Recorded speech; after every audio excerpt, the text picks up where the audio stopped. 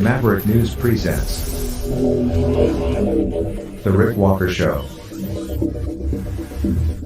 Defrag your mind.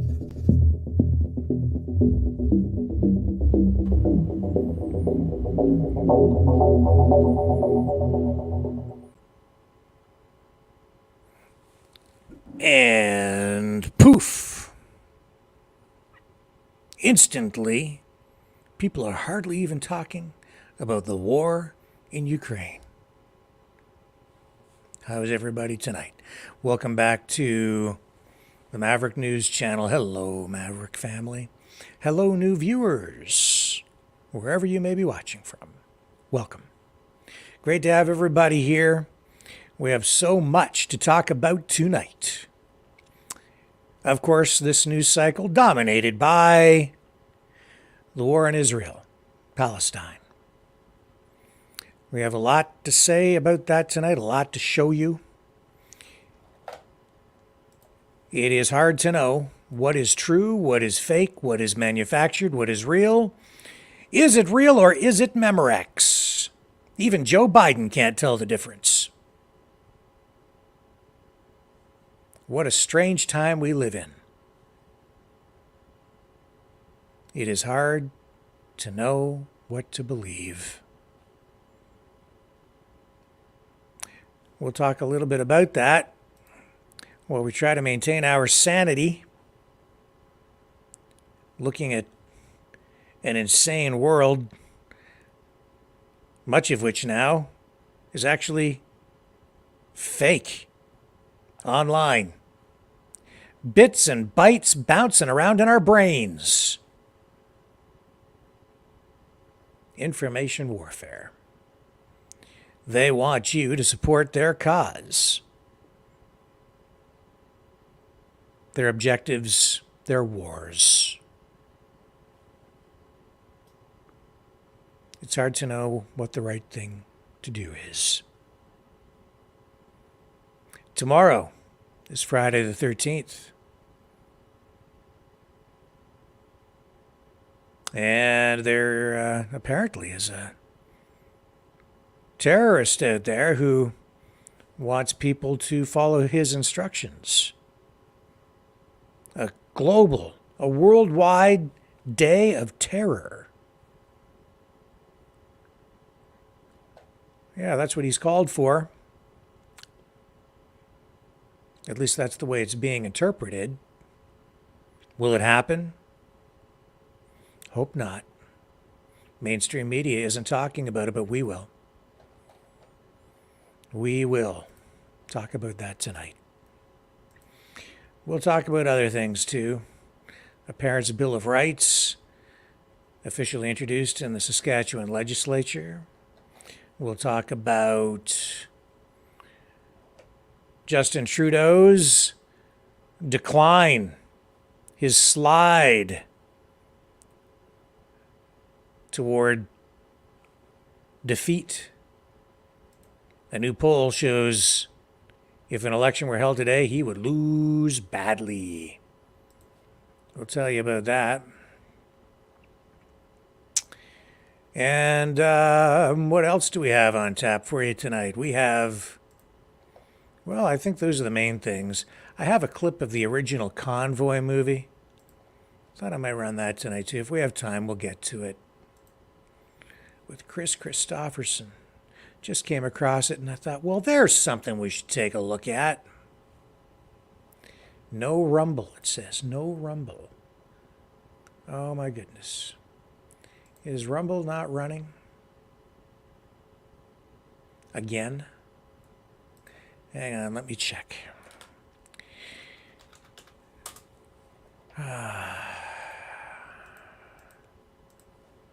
Let me see if Rumble is running.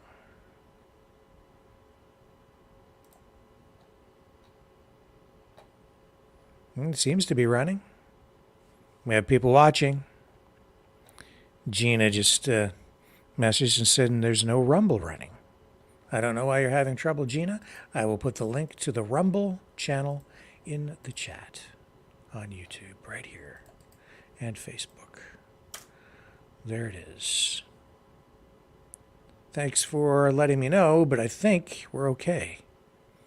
It says that we are running on 2 different Rumble channels, which is where we always are.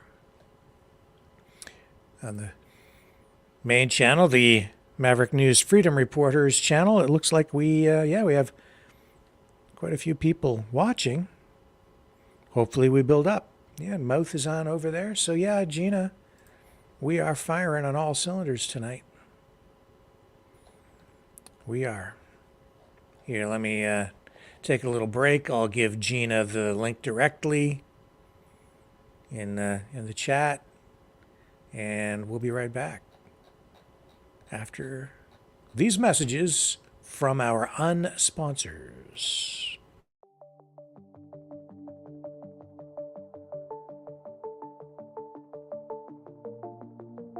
Greetings, brave Mavericks. Our quest for truth continues. We go beyond fake news. Together we expose propaganda. Together we pull others out of rabbit holes. We are Maverick thinkers. We are all unique individuals, defenders of individual rights and freedoms, credible, trusted, grounded in reality. Maverick News, Maverick News. Defending free speech, free speech. Donate at freedomreporters.com. Do it now. Tomorrow may be too late. Maverick News. The world is watching.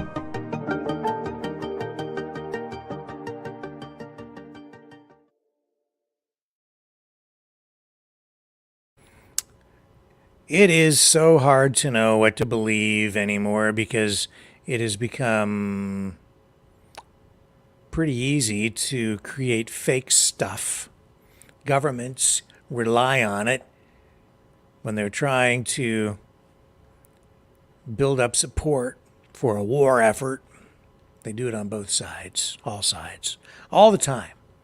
We are in an information war. We've always been in an information war, but it is at an unprecedented level, this misdis and malinformation that we're all being subjected to, most of which, honestly, I believe is coming from the government. Do you know who spends the most on advertising? The number one advertiser in my country? The government.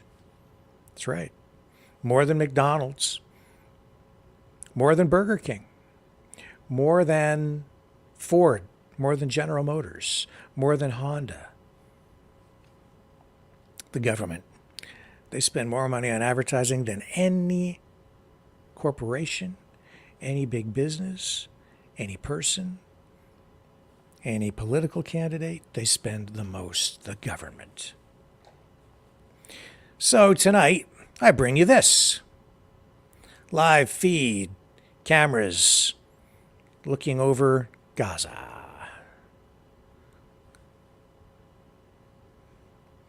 There's the live, those are live cameras tonight.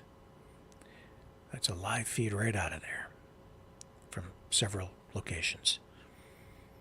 No explosions at the moment. But my goodness, what a terrible situation we have on our hands. I do know that some things we've been seeing on social media are simply not true. Other things, I'm very confident they are. But it is hard to know the difference. Not just here, but with everything we're seeing online now. It is crazy. But those are live feeds. So those do not lie. Just to give you guys a glimpse of something that is as close to reality as I can get you tonight.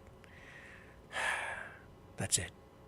Darkness with dots of light staring back at us from a place thousands and thousands of miles away that may have a direct impact on our lives tomorrow. There's an explosion right there. And another one there. This is live.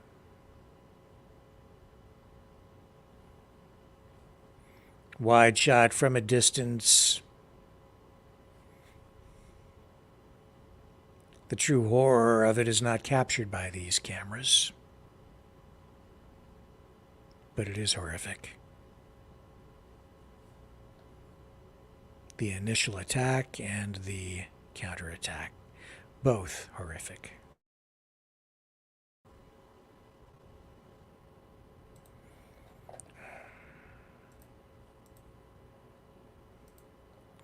Well, what can I tell you that you don't already know? Well, I can tell you that people are bracing for tomorrow, Friday the 13th. What are they bracing for? A possible global day of terror. Here, a former Hamas leader has posted, and here, show you this headline. Not many people talking about it tonight, but we are. Former Hamas chief asks Muslims around the world to take to the streets Friday to join war against Israel. And I am seeing online a lot of other posts calling for just that. Messages coming in on my phone. People are worried. Very worried. And understandably so.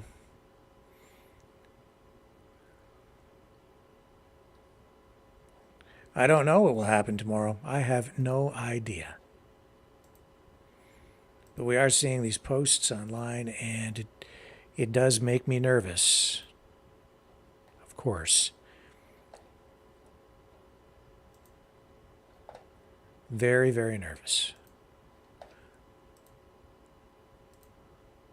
Let's take a look at what's going on around the world tonight. All you have to do is scroll. So, in France, they have now outlawed banned demonstrations.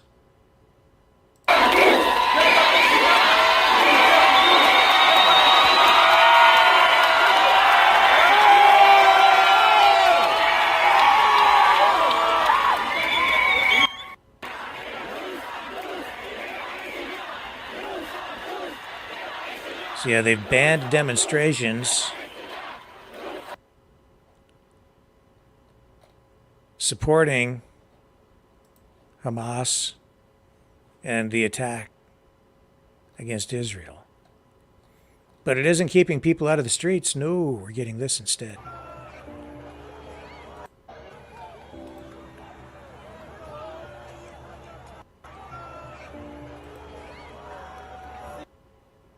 And this.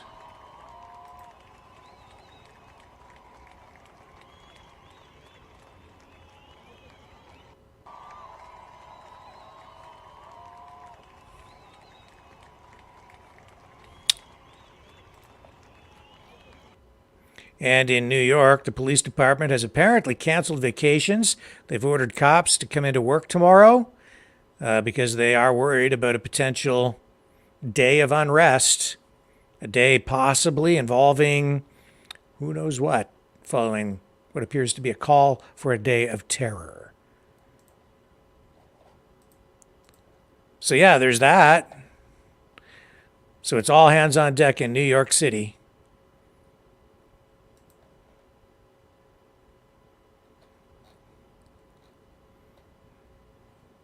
And here's a protest in Austria,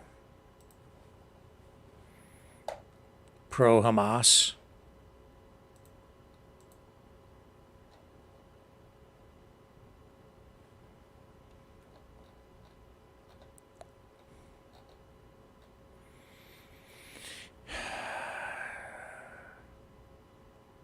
And another one.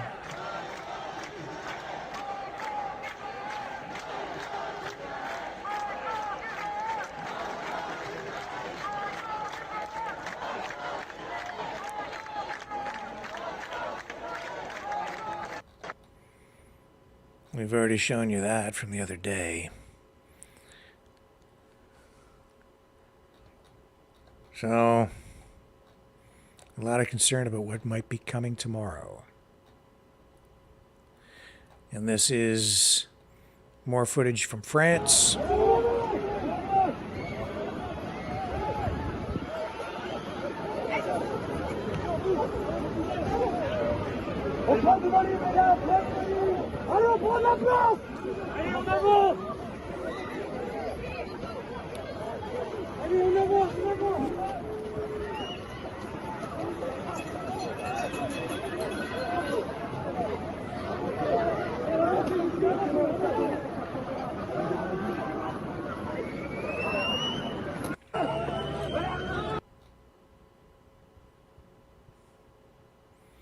This is Chicago. This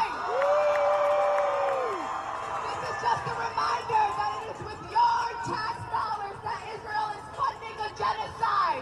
It is with our tax dollars that Israel is funding a genocide. Our tax dollars have blood on it. They have blood on their hands. So we gotta scream and scream, free, free Palestine! Free, free Palestine! Free, free Palestine! Free, free Palestine! There is only one solution! There is only one solution! There is only one solution! Only one solution? That sounds ominous. There is only one solution, she says.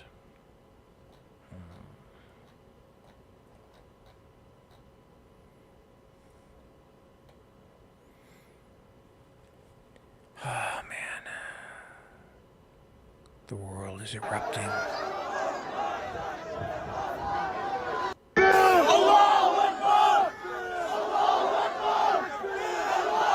Destroying the Israeli flag.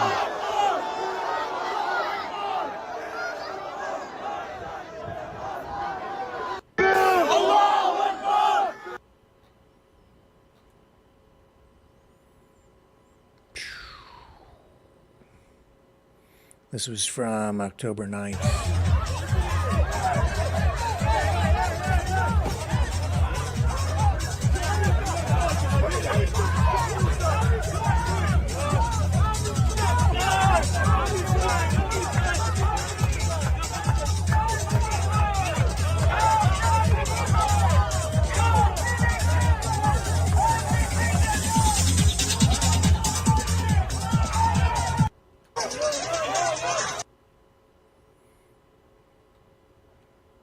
And there it is again. Ex-Hamas chief calls on Islamic world to stage global protests against Israel on Friday. And some people taking it a step further, saying that it's actually a call for a day of terror.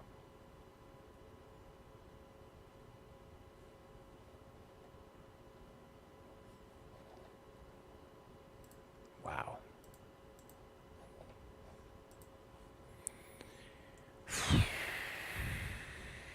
I woke up in the middle of the night. So many things running through my head. Questioning everything. What's real? What isn't real? What have I been watching? Are the clips that I'm seeing real? I've seen death, bodies, things I'm not going to show you tonight. I've seen decapitations. I saw the video of the guy with the hoe, the garden hoe, trying to hack off someone's head. Apparently a child. It's blurred in the video. I'm not going to show it to you.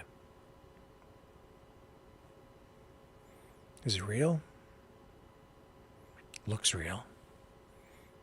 But these days,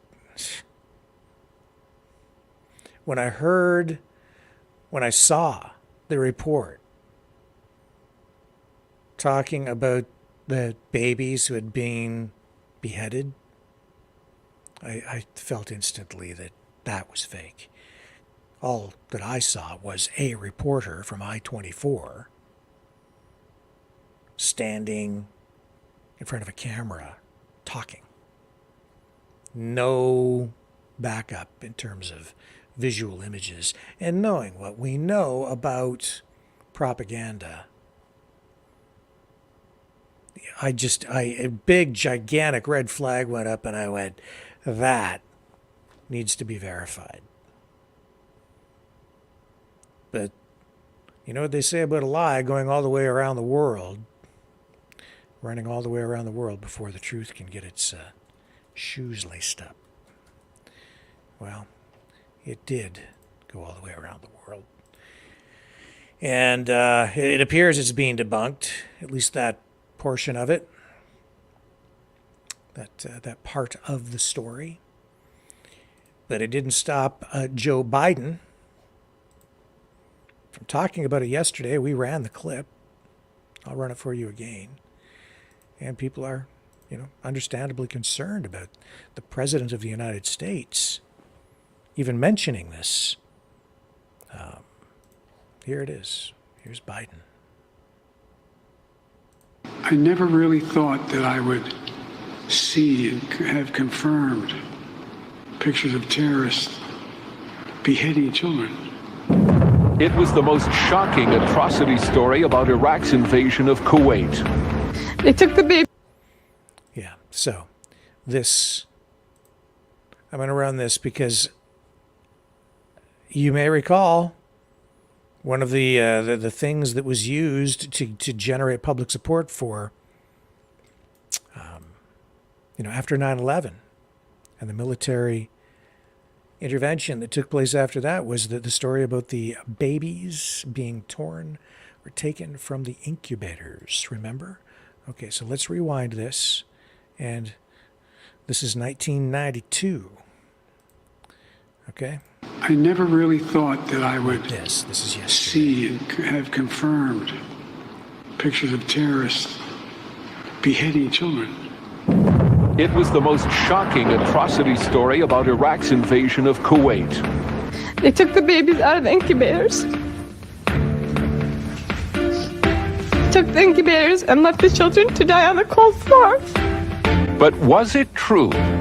2 weeks after the liberation, it became apparent that the story was a complete hoax. The president repeated the incubator story 6 times in his verbal war against Saddam. And they had kids in incubators, and they were thrown out of the incubators so that Kuwait could be systematically dismantled. The story was reported and repeated, and even without confirming evidence, became part of the case for a war in response to Saddam's aggression. Now is the time to check the aggression of this ruthless dictator whose troops have bayoneted pregnant women and have ripped babies from their incubators in Kuwait. Pictures of terrorists beheading children.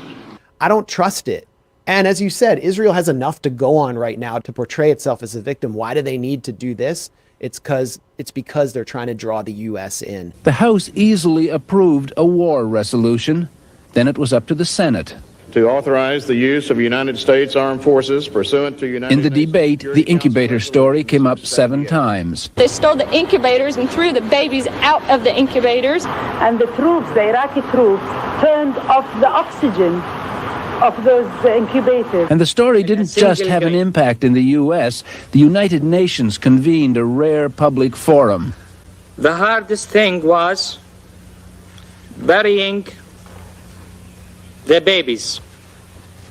I myself buried 14 newborn babies that had been taken from their incubators by the soldiers. Will those in a vote 2 days later, the UN approved the use of force against Iraq. Children. In the end, the war resolution only passed by 5 votes. The U.S. decision to wage war against Iraq was supported by an overwhelming civilian consensus. The heart of that consensus was the belief that Saddam Hussein was evil incarnate, and there was no shortage of evidence for that belief. The savagery of his attack on Kuwait was consistent with his behavior at home. There should have been no need for invented atrocity stories, but as evidence from independent investigators now shows, that's exactly what the U.S. people and the whole world got. I never really thought that I would see and have confirmed pictures of terrorists beheading children. So, I said immediately, the first time we ran that clip of that reporter talking about the babies, I said, anytime you hear the government, or really any political group, talking about children as victims, you should instantly be very, very, very skeptical.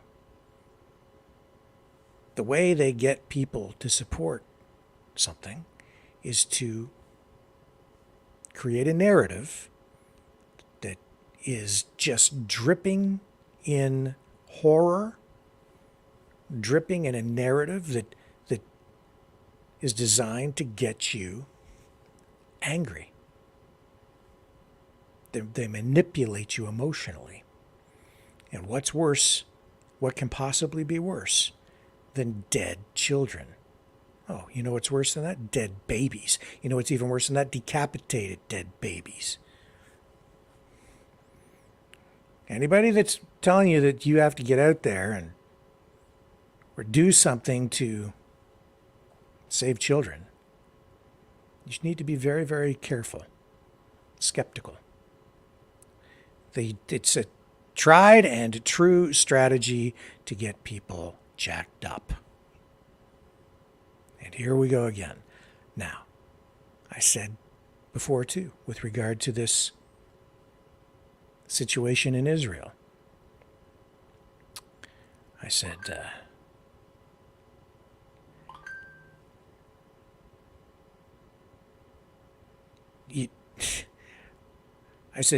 you don't necessarily, you have to be very skeptical. You have to, well, we don't know it's real, right? They manufacture the stuff. I was calling it out from the beginning. And what I said is you don't need to make stuff up because the truth is bad enough. I'm certain that families were killed. I'm certain that what we were dealing with here, what we witnessed, what we saw, we did see absolute evidence, conclusive, that there was an attack and that over 1,000 people killed, slaughtered. We know that's true. They didn't need to make up anything. No, and I immediately called out too. I said, we haven't seen any real evidence of this, but this appears to be true. This part over here. To give you proper context. Why make up stuff when you don't need to? As soon as you get caught, you see, this is also what happens. They lose credibility. The old playbook isn't quite working now because back in the 90s with the incubator story, the internet was not really a thing, not like it is now. But in 2023, it's a double-edged sword.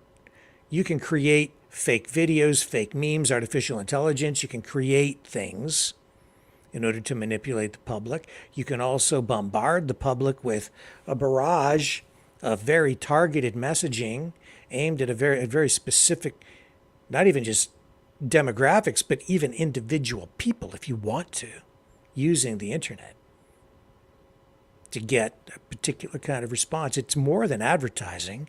It's psychological manipulation. So you can do that today. But on the flip side of that, it's also a mass communication tool, and it can also be used for truth. So if you get caught in a lie, it undermines your credibility as a government or a political group. Well, I think what happened here is somebody was lying. Now, was Biden so stupid that he saw it and believed it, or is he in on it? We don't know. That's how sinister it is, how dangerous. Maybe even the President of the United States was tricked into believing that babies were beheaded. Maybe he was being tricked and manipulated because somebody does want to draw him, us, the West, the United States, Canada, into the war with boots on the ground so that we have to send our sons and daughters into battle. Or maybe he's in on it. We don't know. We just don't know. I don't know.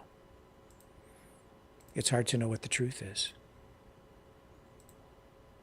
People will speculate and they'll come out and they'll just make outright statements too. They'll say, oh, no, he's in on it. It's all corrupt. I don't know. I think Biden's kind of senile, so you could probably sell him something fairly easily. Convince him of a lot of things. Because I don't think he has the mental capacity anymore to discern.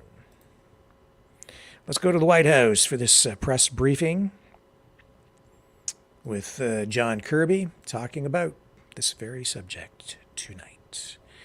Here we go. Good afternoon, everybody. Just a couple small things here at the top. I'll start with the saddest of news.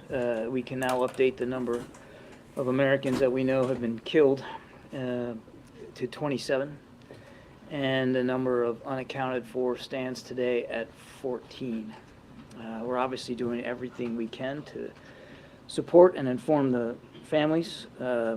Now, sadly, 5 more families have now gotten the worst possible news that any family can conceive of getting. And we're going to stay in touch with them as appropriate. Same goes for those family members of those who are unaccounted for. And by unaccounted for, we mean that. We don't know where they are. They don't know where they are. So we're going to obviously stay in touch with them as well. And certainly we're continuing to work with Israeli officials to make sure that we're getting as much context and information as possible that we will share with them. Also, as you, I think, realize, we are all acutely aware of limited availability right now on commercial flights out of Israel and the demand signal by U.S. citizens who may want to depart.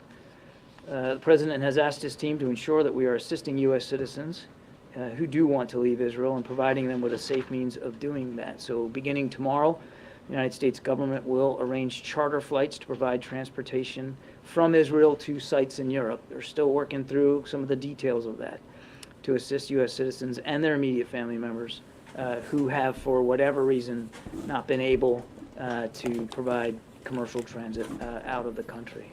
And I would add that we're also exploring other options to expand the capacity of doing this, including exploring whether it's possible to help Americans leave by land and by sea. So again, we're working hard on this. We know there's a demand signal out there, and we're going to try the best we can to meet it. I would encourage any American citizen in the need of assistance to please complete the intake form that you can find on travel.state.gov. It's very simple. Go right to that site. There is an intake form. Fill it out. It helps the State Department process these requests. It also helps us get a sense of what the scope of the need is. And I would refer you to state on that. I'm sure you guys are going to ask me that. I don't have hard figures handy with me now. We do know there are certain American citizens that want to go. It's all available through the State Department's website, and I'd encourage them to go look at that. Okay. Thanks for taking my question. Gaza's main power plant has run out of fuel, and the humanitarian situation there is becoming quite dire. I'm wondering if there have been any communications about allowing shipments of food, fuel, electricity to help lessen civilian casualties and suffering there. Yes, there have been ongoing conversations with our Israeli counterparts about the need for continued flow of humanitarian assistance. I had a couple of questions on the American hostages. Is it still the case that the administration doesn't know anything about the condition of the American hostages, and is the number still believed to be less than a handful? Yes and yes. And I know you've been pretty open about the fact that information about the hostages is very hard to ascertain at this moment. The limited information that you do have, is that coming namely from the Israelis and the Qataris, or is there another source of information that you'd be able The to... families, too. I mean, as I mentioned yesterday, some of these families actually saw their loved ones being abducted and taken away, so they have been a significant source of information as well. Just one other quick thing. The assumption that the hostages may not necessarily be in one place, was there specific intelligence to point the administration to not make that assumption, or is that based on something else? I won't speak about specific intelligence matters, but it is a common tactic in the Hamas playbook to break up hostages and move them around in sometimes small groups. So we have nothing that would indicate to us that they would follow a different set of protocols, but I can't stand here before you and prove to you that that is exactly what's happening. We have to, in order to think about our policy options, you have to make some assumptions, and we can't rule that out as a possibility. Jewish audience question, please. Thank you, John. What is the status of the $6 billion that Iran was set to have access to? It's still sitting in the Qatari bank, all of it, every dime of it. Is there an agreement now to, in essence, withhold it from Iran should they come asking for it? None of that money has been spent, and I have no updates to provide today. Was the decision to reach a quiet understanding with Qatar about whether or not it would be accessed by Iran made because of the attack or political pressure in recent days? I'm not going to talk about diplomatic conversations one way or another, Ed. What I can tell you is that every single dime of that money is still sitting in the Qatari bank. Not one of it, not one dime of it has been spent. I'd also remind, because this, I in certain audiences, inconvenient facts are easy to forget. The regime was never going to see a dime of that money. And this account, although it's moved from South Korea to Qatar, was set up by the previous administration for this exact purpose. In fact, I think it was back in 2018, the former Secretary of State, Mike Pompeo, actually talked in quite some detail about how this money in these accounts could only be used for humanitarian purposes and that there was going to be oversight. We've done nothing different. It is the same process. All we've done is move that funds from South Korea, where for some technical reasons it wasn't accessible, to Qatar, where it is more accessible. All that said, none of it has been accessed by the by Iran at all.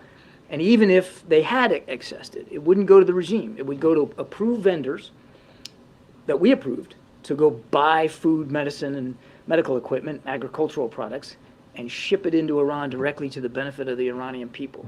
Let me ask you one other. Has the United States independently verified the photos released by the Israeli Prime Minister's Twitter account today showing the images of dead children? I don't think we're going to be in the business of having to validate or approve those images. Are coming from the Prime Minister of Israel, and we have absolutely no reason to doubt their authenticity. Question, please. To follow up on these questions about the $6 billion, I understand Iran hasn't accessed any of this yet. It's intended for humanitarian purposes, but there have been reports of this quiet agreement. So, yes or no, if Iran wanted to access this today, could they? I'm not going to speculate one way or another here about future transactions. What I can tell you is none of it has been accessed, and we are watching every dime, as you would expect we would. We're watching it very, very closely. So you're And I'm not going to still tap into it. I'm today? not in a position to speak about these press reports. I'm telling you, nothing's been accessed, and we have oversight. We have oversight over what can be accessed and for what purposes. And on another topic, the president said yesterday that he told Netanyahu that it's important, even with all of the emotion and anger and frustration, that they operate by the rules of war. Why does the president feel the need to underscore this point? The president feels strongly about the law of armed conflict and the proper respect for innocent life anywhere in the world, no matter where it is. And that certainly includes, maybe even especially includes our own military operations. But is the president worried that Israel may have already violated the rules of war, or that they might going forward? It's just part of the conversations that we've been having with our Israeli counterparts about the prosecution of these military operations. The Palestinian people are likewise innocent civilians. They didn't ask Hamas to come in and do this, and I think it's always on the president's mind, the protection of civilian life. One last quick thing. I'm wondering what you made of the former president last night, calling the Israeli defense minister a jerk, saying that Hezbollah was really very smart. I'm not going to comment about comments on the campaign trail. That's well beyond the pale for me. Gotcha. Thank you. Kirby, can you give us an update on the intelligence about Iran's role in this? Anything changing in terms of what you're seeing, what the U.S. assesses to be Iran's role? No, I don't have any updates for you. We're still looking into this, but again, no direct evidence that Iran was a participant in these attacks in any way. But again, we're still monitoring it. We're still looking at it. And if I can go back, Mary, while I'm not going to comment, I would just add that we take seriously our bilateral relationship with Israel. We don't get to decide, obviously, who their cabinet officials are. That wouldn't be our business. But we have strong relationships with them, and it's important now that those relationships continue to improve and grow, particularly in this time of crisis. And so we're focused on getting things done and supporting Israel. That's where our heads are. Yeah, thanks, Karine. Admiral, speaking of Iran, what did President Biden mean yesterday in his remarks when he said he, quote, made it clear to Iranians, be careful? What was that referring to? It refers precisely to his comments the day before about not wanting to see any third party, be it a terrorist group or a nation state, that might have hostile feelings towards Israel, that thinking that this might be a good time to take advantage of that and to widen and expand the conflict. Very much in keeping with what he said the day before. Well, was that message communicated to Iran, or? The President of the United States said it publicly. I think that's pretty good communication. Audience question, please. Thank you, Admiral. I just wondered if you could explain to us just about how the President came to say yesterday that he'd seen pictures of militants beheading children. Obviously, it's important to make sure that disinformation doesn't get out there. How did he end up saying that? He's referring to images I think many of you have seen, certainly your colleagues have reported on, and obviously Israeli officials have spoken to as recently as today. We know that Secretary Blinken was also shown some additional images by Prime Minister Netanyahu. The thing I think, and just allow me a second here, we all need to be prepared for the fact that there's going to be additional gruesome images coming out. And there's going to be some pretty tough reports for all of us to swallow. This is not over. And all that is, certainly the President's comments yesterday, to underscore the utter depravity and the barbaric nature with which these terrorists murdered and butchered innocent Israeli civilians. And that further underscores why, and this is what the President's specific point was yesterday, that we got to stay with Israel. We've got to continue to make sure they have the support that they need. But is the President actually seeing the photos? Yesterday there was... A couple of follow-up questions actually to what Mary had been asking. Regarding the issue about abiding by the laws of war, Israel does continue to halt supplies of food, other aid materials to Gaza. So I'm wondering if the U.S. feels that is an appropriate action by the Israelis, and if you made any concerns about that to the Israeli government. We are having conversations with Israeli officials about the continued need for humanitarian assistance for the Palestinian people who are victims here as well. Does the U.S. see that as any sort of a violation of the laws? I'm not going to stand up here and put a bumper sticker on it. We are having active conversations, as we would anywhere around the world, with their Israeli counterparts. And regarding the former president's comments last night, setting aside the politics of it, do you have any concern that he may have revealed classified information as it relates to the death of Soleimani in 2020 in his comments last night? I'm not in a position to comment on that right now. Jackie. Thank you, Karine. John, one quick one on the charter flights. Are those free of cost to American citizens now? I would refer you to the State Department. Typically they are, but I mean, I don't have they're still working through the details of how they're going to coordinate these. And then on the $6 billion, we know that 100 senators were told on Tuesday night that the plan was basically to leave any requests for withdrawals pending indefinitely. And now we know that House Democrats were told by the Deputy Treasury Secretary behind closed doors this morning pretty much the same, with one added layer that there's an agreement with Qatar not to let those funds be dispersed. Why is it that you won't come out and say that the U.S. does not intend to let this money go to Iran. Jackie, we've always had, since the beginning, we've always had the ability to provide oversight over the disbursement of these funds. We've always had the option, if we wanted it, to look at transactions and to make a call about whether we found it valid or not. That has not changed. And even now, as you and I are speaking, none of that money has been accessed by anybody. It's still all there. Is it because we think that freezing it essentially again would complicate any negotiations with Iran or our ability to get Americans home in the future? I'm not going to go into any more detail. Okay, and then on the overland and by sea and by land efforts, I guess why is it that we find ourselves in so many situations trying to get Americans out, and that it's largely happening, not through a government effort, but we're telling, civilians to find their way across a border in a war zone. Happened in Ukraine. Why is it that we found ourselves in that position so many times, it seems? In what position exactly? Where we're directing American citizens to basically find their own way to U.S. help on the other side, whereas you've got other countries that are sending their military in or doing evacuations in a more formal way. Well, first of all, Americans and dual passport holders live all over the world, and sometimes they choose to live in places where bad things happen. We're not in a position of lecturing to Americans where they can go live, work, or travel, recreate. Number two, they don't have to tell us that they're there. So sometimes it's really hard to get a sense of what the population is. In places like Israel, there are a lot of Americans.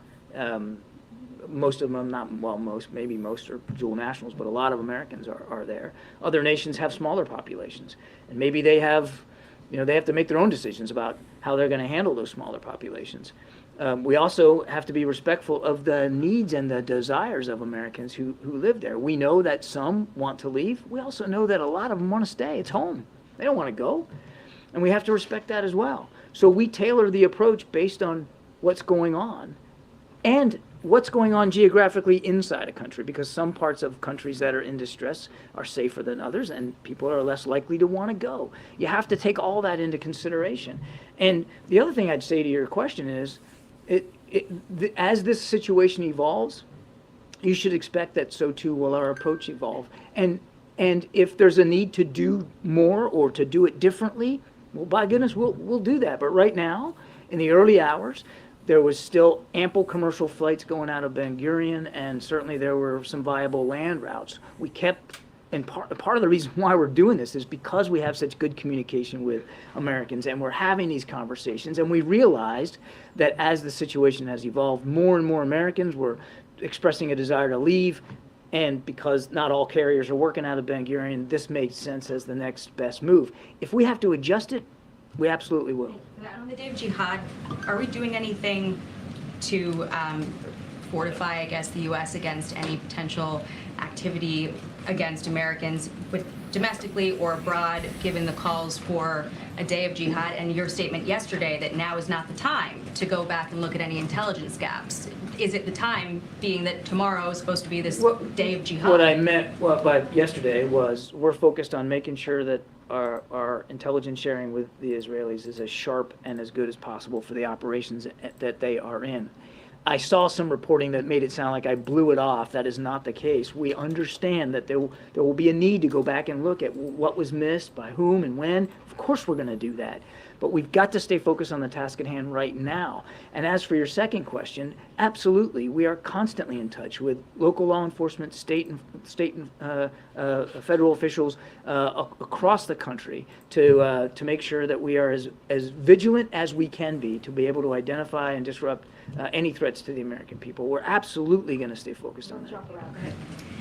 John, is the concern about publicly addressing the $6 million as now being frozen a concern that it would suggest culpability on the part of Iran on these specific events? And is that too volatile a statement for the U.S. government to make publicly, since clearly it's being communicated privately to lawmakers and others?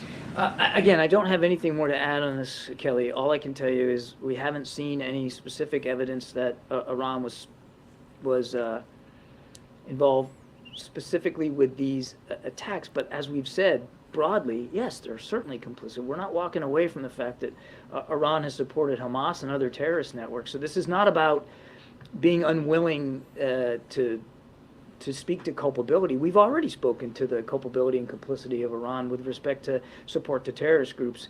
I'm just not able to go into more detail than that. I would tell you that, again, I'm reminded, I know I sound like a broken record, but not a dime has been accessed, and we are watching it very, very closely. The President spoke about the hostage situation in yesterday's event with Jewish community leaders and the fate of Americans broadly, and that he didn't want to say too much publicly for obvious reasons. Could you just speak to what his view is about an American military role in another country when Americans' lives are at stake? How would he view the calculus there? Is it deferring to the Israeli, the IDF? Is it working in partnership? How would he describe, as Commander-in-Chief, what his priorities are with that kind of potential? As Commander-in-Chief, his first priority is always the safety and security of Americans that are overseas, as well as our own national security interests. And we have national security interests throughout the region.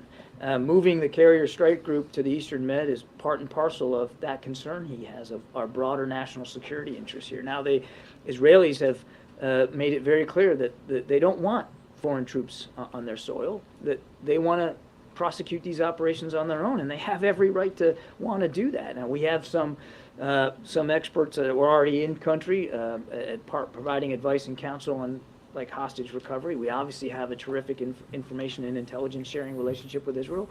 We're working to improve that. And certainly we have a strong defense relationship when it comes to providing weapons and munitions, and we're doing that. And so no, there are no intentions, no plans to put American troops on the ground in combat. He hasn't been given any updated and there is no interest by the Israelis. Or options to that effect since Saturday? There are no plans or intentions to do that, so there are no active planning efforts underway to do that. And the Israelis have made it clear that they would not welcome that in any event. What we're going to do is make sure that, and this is a very capable, small, but very capable military, and we're going to do everything we can to improve those capabilities. Thanks a lot. Thanks a lot, Kareem. Go ahead. You guys fight it out.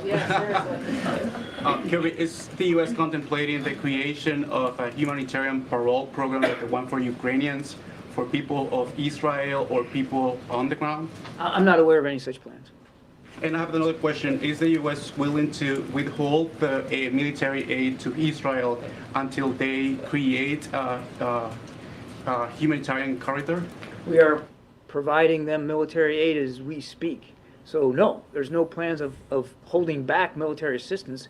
We wouldn't do that. The president has been talking now for 3 days about how we're going to keep giving them the capabilities that they need. That doesn't mean we aren't going to have conversations with them, as I've answered now 3 or 4 times, about humanitarian assistance and the importance of that getting into the people of Gaza.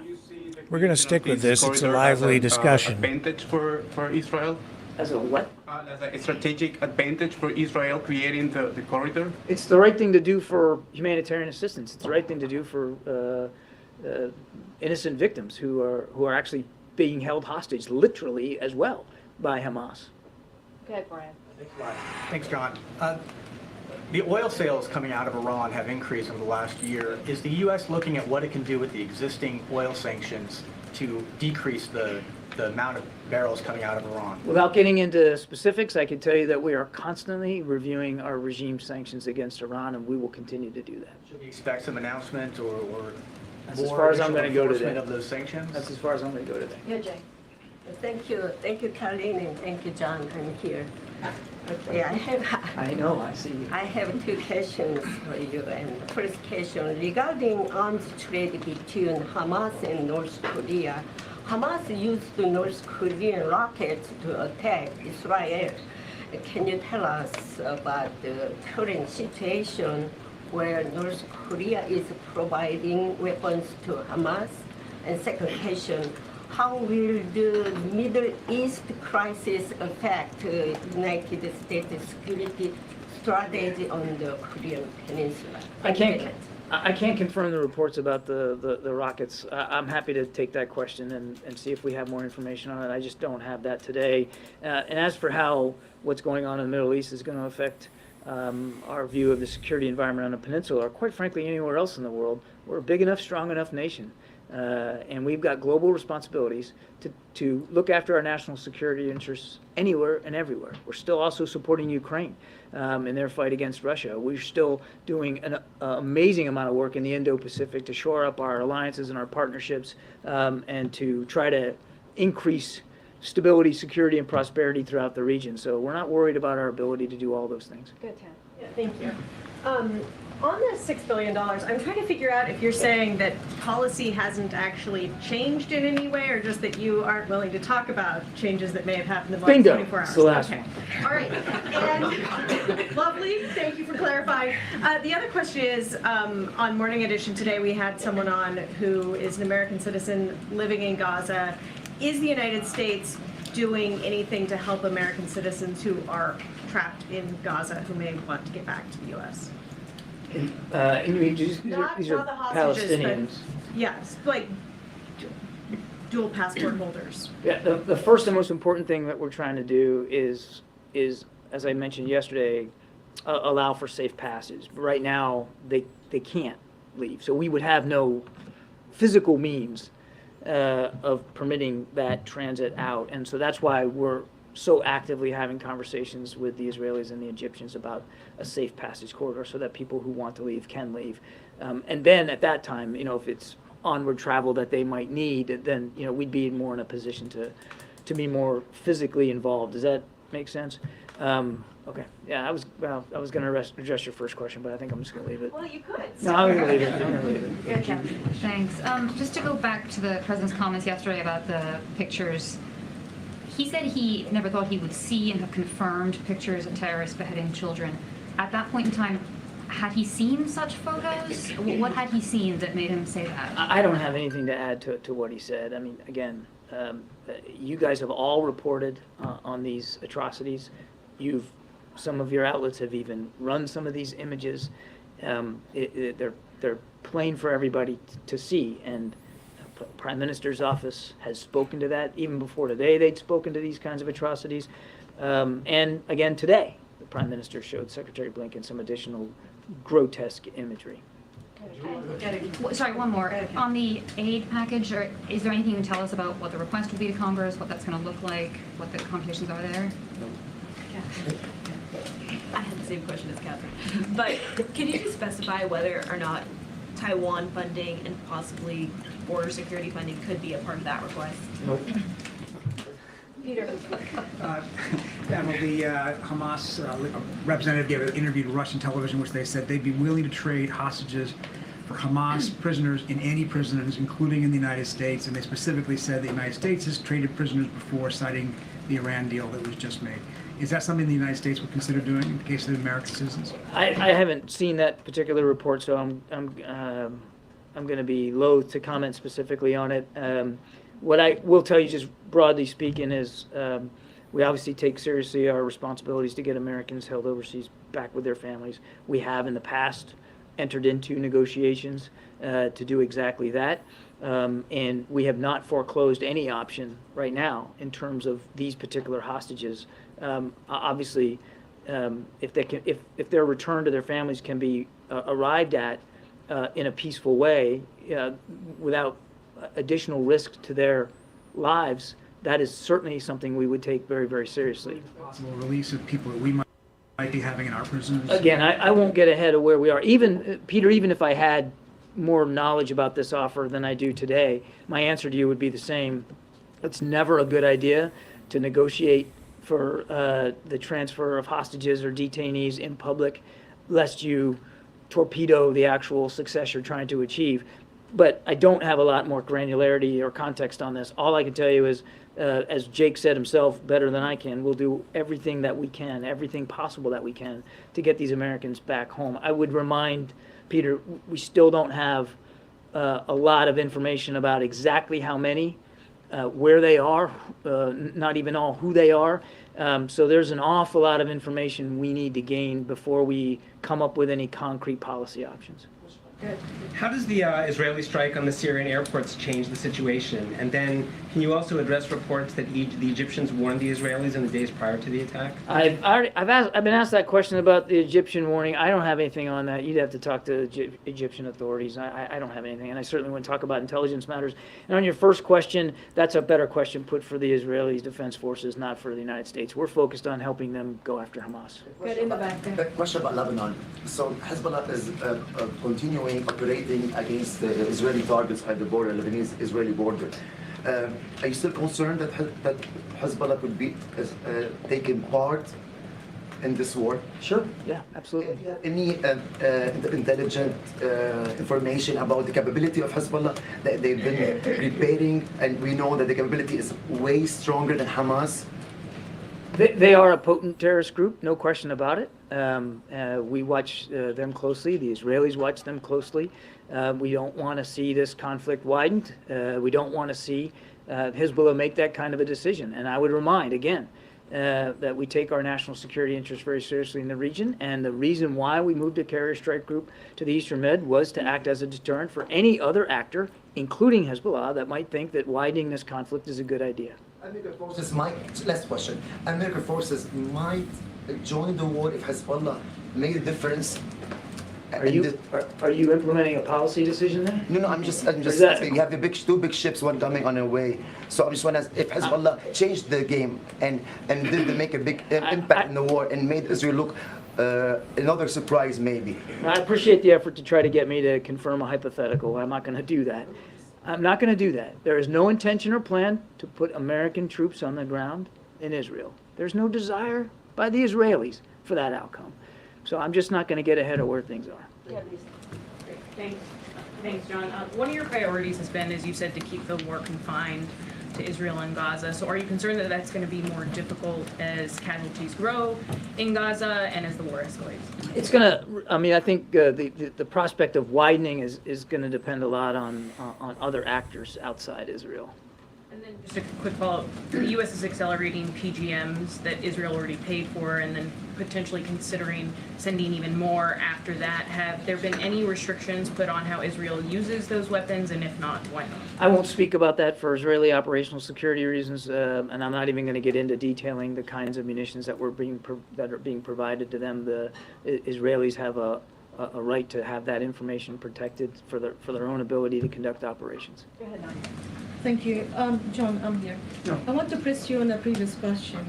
Good. This administration... I like that. Good. This administration fought very hard against misinformation. You hold the truth as a gospel. So facts matter, I guess. When you have misinformation, leads to incitement and what to come. So again, whether it's the stories of beheaded babies or the rape, I just want to make sure that you are 100% sure of these stories because they prepare us to what to come. And I have in mind the Iraq War, where notable outlets, including many of our colleagues here, had disseminated misinformation and governments lied actually about the war. There's no comparison here, but I'm saying... There's no comparison whatsoever. Yeah, I don't take somebody else's information as if you don't verify it yourself. So you're saying there's no need to verify it yourself because you trust the sources. And I'm asking, my question to you is how do you separate between facts and misinformation? I mean, I taught a whole class at Georgetown on that. I mean, we could talk about this for hours. I mean, look, obviously we take seriously... What's that? You're going to have to register. You're going to have to register for the class. I'll take the full course with you, Jim. I don't know if you could handle the reading list, James. Look, we take it very, very seriously. The need to be as factual and certainly truthful as we can possibly be.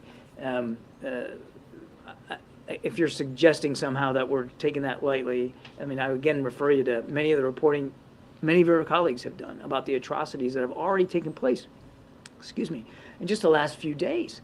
And comments made by Israeli officials themselves. It's obvious, sadly, but it's obvious what Hamas has proven willing to do to innocent Israeli citizens. we're not gonna shy away from talking about the grotesque nature here of what these terrorists have done. But I also think it's important that we all, and I don't mean this in a chastising way, but we all have to keep the larger picture in mind here of what's going on and how important it is for Israel to be able to eliminate this very real, very tangible, very demonstrable threat to the lives of their own citizens. One more question, just quickly.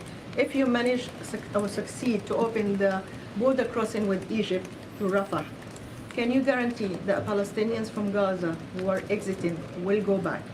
Because there is a fear Go back. Yes, to go back to Gaza after the war ends. Because there's a fear that when people leave, as history told us, since you're referring to Georgetown, they don't come back. So they don't come back. There's people worried about an ethnic cleansing, that when people leave, they don't come back. I know, I understand that. Our focus right now is making sure that, and not all of them are going to want to leave, but those who do, who really want to get out, that they have the ability to get out. That's the real first priority. And you know, if there's a concern about getting back in at the appropriate time, we'll certainly deal with that as a policy issue going forward. I mean, the bottom line here is that we know that Gaza is home for these people, and if they want to go back home, they should absolutely be allowed to go back home. But they should be able to make those decisions, just like citizens anywhere should be able to make those kinds of decisions. Naomi. Thank you. Today, Senator Bob Menendez was accused of being a foreign agent. Is the White House considering or will consider putting a national security assessment on the situation? I have nothing to update or comment on that. Yeah. Thanks, Marie. Hi, John. Is the White House concerned or have any response to the court order in Kenya that temporarily blocked deployment of security officers on the multinational mission to Haiti? And if this legal challenge is successful, is that concerning? Does that change the U.S.'s pledge in this mission? I'm going to have to take that question, sir. I wasn't tracking that. I don't want to speculate. Karen. Thanks, Karen. Thank you, John. So a follow-up question on social media and misinformation. Social media platform X says it has removed hundreds of Hamas-affiliated accounts and has taken down thousands of posts since Hamas attack on Israel. Does the administration think that enough is being done about potential misinformation surrounding this war, and how concerned is the administration about this? We've seen the reports that X has taken down quite a bit of misinformation. I mean, we certainly support those decisions. That kind of information has no business being out there. Certainly, when you know it's absolutely know it's false. So we're grateful and support that. That was obviously a corporate decision that they made, and again, we think it was done in the right vein. And a follow-up question on sending U.S. troops. So you said there's no intention and no plan to do so, but has it been ruled out? Is that still an option pending? There is no intention, no plan, and frankly, no desire by the Israelis for U.S. combat troops to be involved in this conflict. James, last question. Okay, thank you very much, Karine, and thank you, Admiral. 2 questions on the Mideast crisis. 27 Americans killed is a very large number. That is larger than the number of Americans who were killed by terrorists during our withdrawal from Afghanistan, larger than the number of Americans killed at the USS Cole, larger than the number of Americans killed at Benghazi or beheaded by ISIS. And I believe it's accurate to say that after all of those events, direct U.S. military action was ordered by the Commander-in-Chief. 27 Americans killed. Why is it the posture of the Biden administration to just let Israel handle this job, in essence, instead of U.S. forces going in and getting the guys that killed our people? James, we will do, as Jake said, everything we can to get those American hostages home with their families. We recognize that they are not the only people being held hostage. Other nationalities are included in that group. We don't have enough information right now to make a policy decision about how to do it. So I can appreciate the sense of urgency in your question. Believe me, we share it. But we aren't going to act one way or another until we have enough information to act upon. And then on the hostages issue, You have suggested that it's a very small number of hostages, American hostages, being held in Gaza, less than a handful. Treat yourself. And I assume that that assessment is still operative. Has there been any discussion amongst President Biden and his aides about how to avoid the fate of Jimmy Carter in this situation, where we actually saw the President of the United States and his administration become, in effect, hostages themselves to a foreign terrorist organization? With all the respect that President Biden has for President Carter, I can assure you that he is not focusing on history here, even domestic history. He's focusing on what's going on now and making sure that we are doing everything we can to support Israel and look after our national security interests in this moment, because this is not 1979, it's 2023. And Hamas is an organization that has existed for many years with the support of Iran. We've got enough challenges just dealing with this that we're focused on that and that alone. Thanks, everybody. Thank you. Okay. That is it for that. But we have more. So don't go away. I'll be right back. The New World Order. Government overreach. The Great Reset. Mainstream media lies. Now more than ever, independent voices are needed. Donate now at freedomreporters.com. That's freedomreporters.com. Maverick News. The antivirus program for your mind.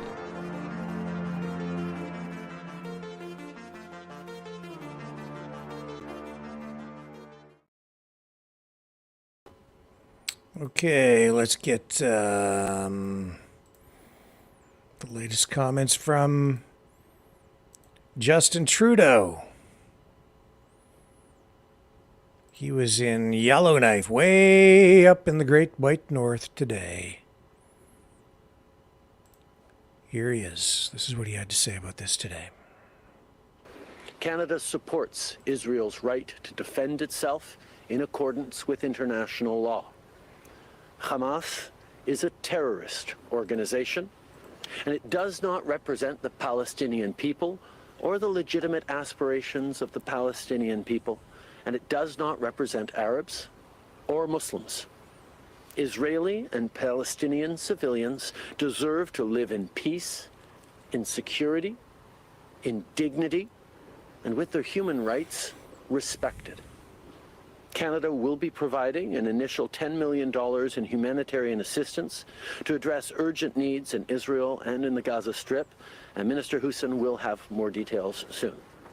As events abroad unfold, I want to take a moment to reassure the Jewish and Muslim communities here in Canada who are feeling especially vulnerable. I want you to know that we continue our efforts to keep our places of worship and communities safe.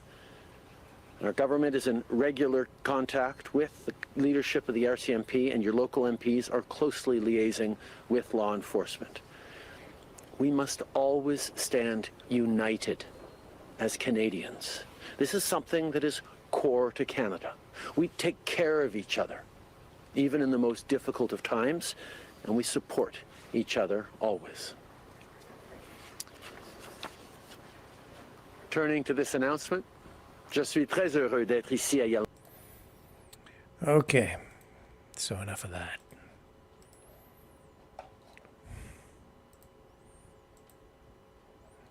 Funny to hear him talking about things related to freedom or human rights. But there he is. There he is.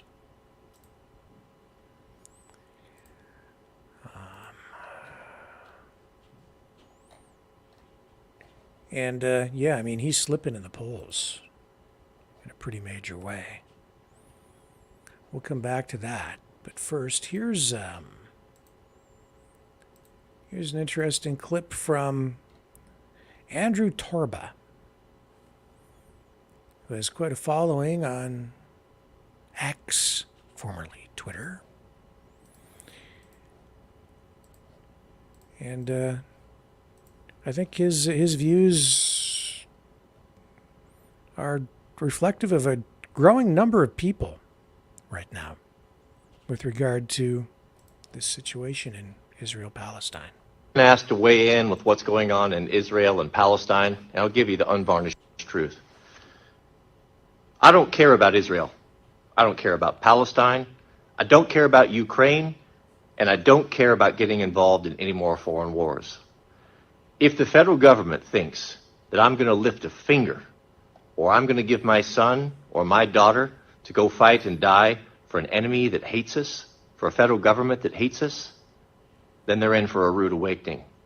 There's 4 things I care about: my God, my family, my community, and seeing justice done on all of the politicians and greedy businessmen that have sold our country out and made us vulnerable to attack of foreign nations.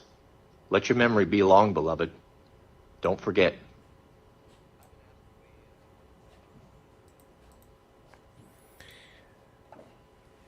And back to the live feed of Gaza tonight. That's what it looks like. We'll hang here for a moment.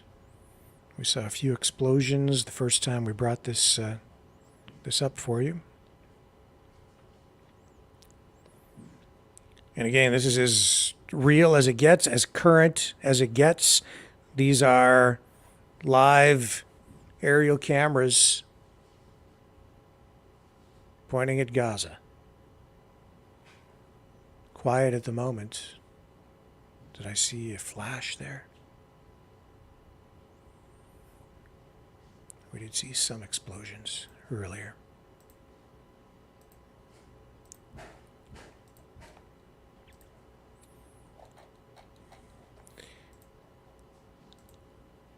Well, we'll have to cross our fingers, pray, if you do that, and hope that tomorrow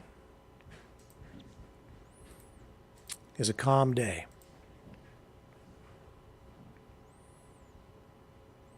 We'll keep tabs on things tomorrow. I know a lot of people are worried. Let's take a break. We'll come back, move on to other news. Don't go away.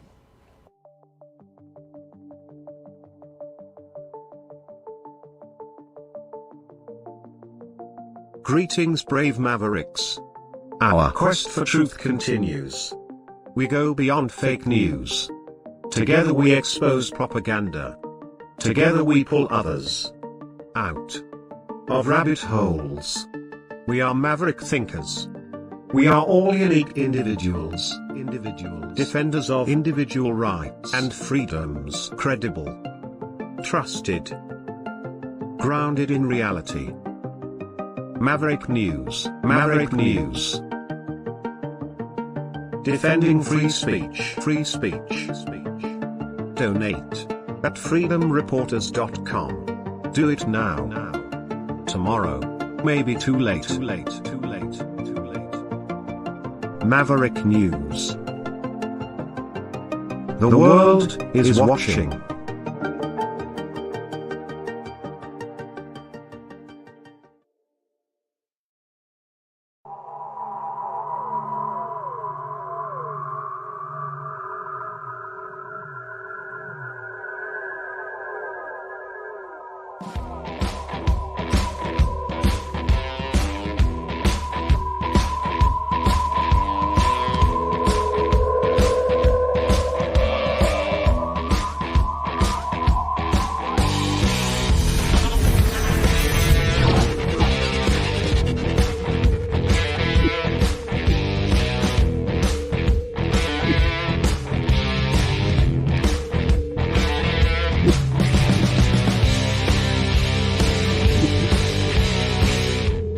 Maverick News.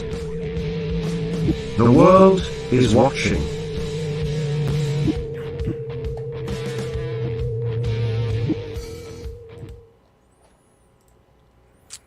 So we just saw that clip of Justin Trudeau up in Yellowknife But he has seen better days, and it appears he may be past his best before date,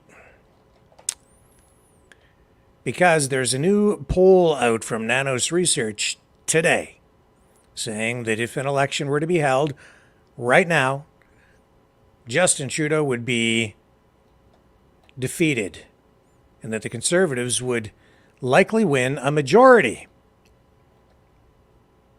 I have for you a look at the stats, the numbers, the poll results. Here we are. So as you can see, Pierre Poilievre is the preferred prime minister by 32.1% of Canadians. That is a commanding lead. Trudeau trails well behind now at 23%. For a long time, they were just about even. And Jagmeet Singh, leading the NDP, New Democrats, 15.6%.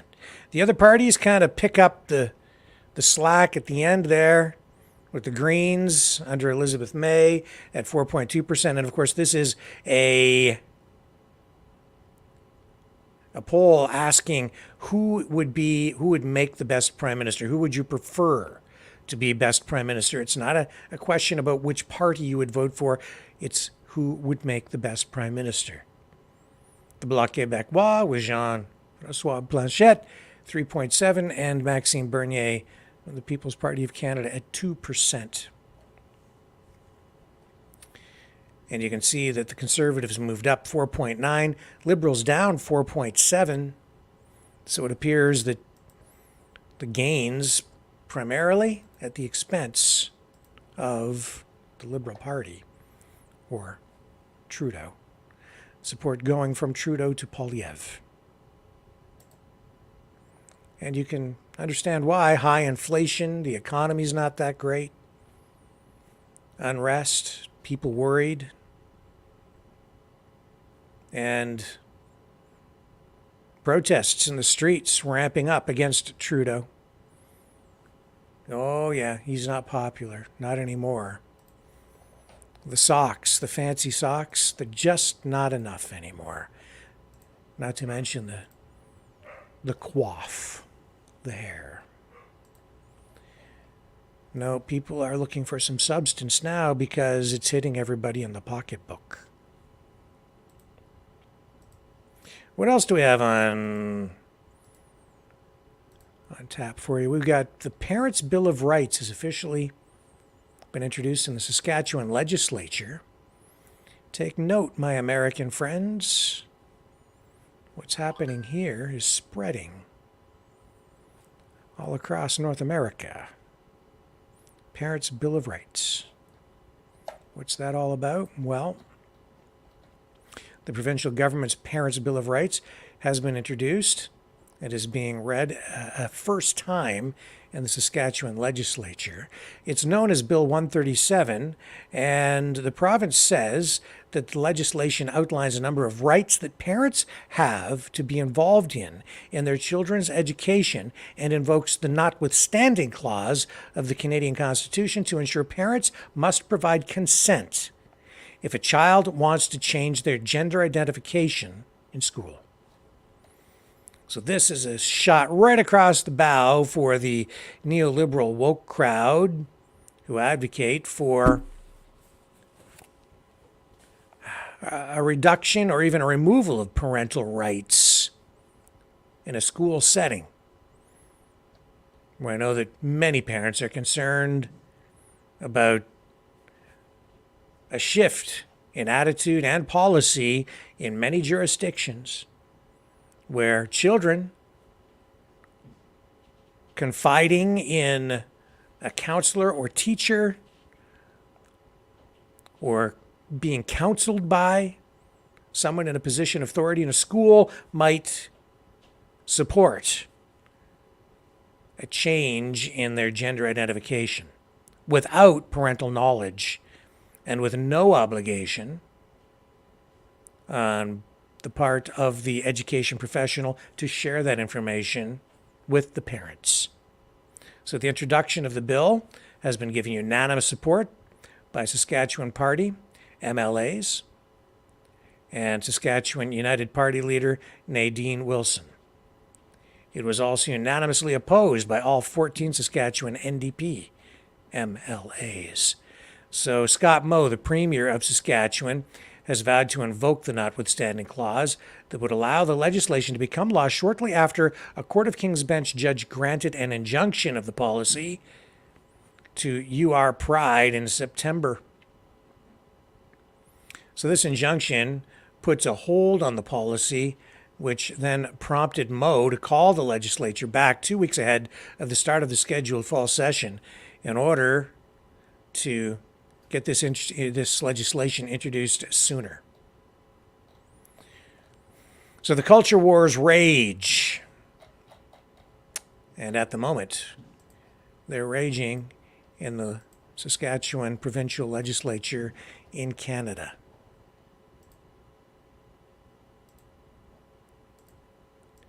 So, there is that. What else do I have on tap for you tonight? Oh, yes.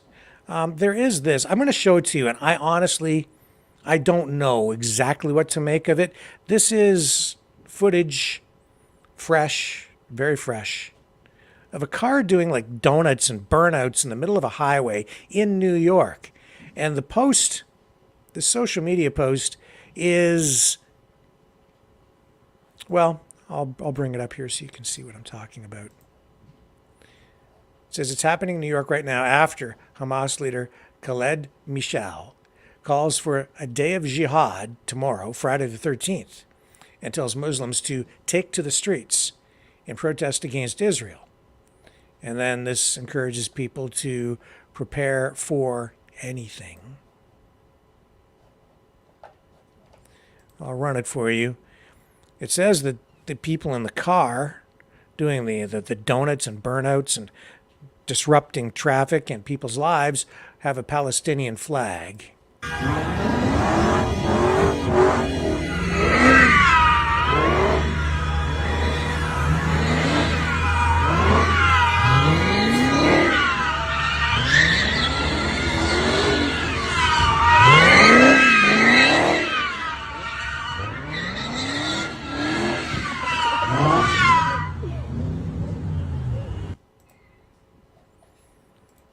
So, what to make of that?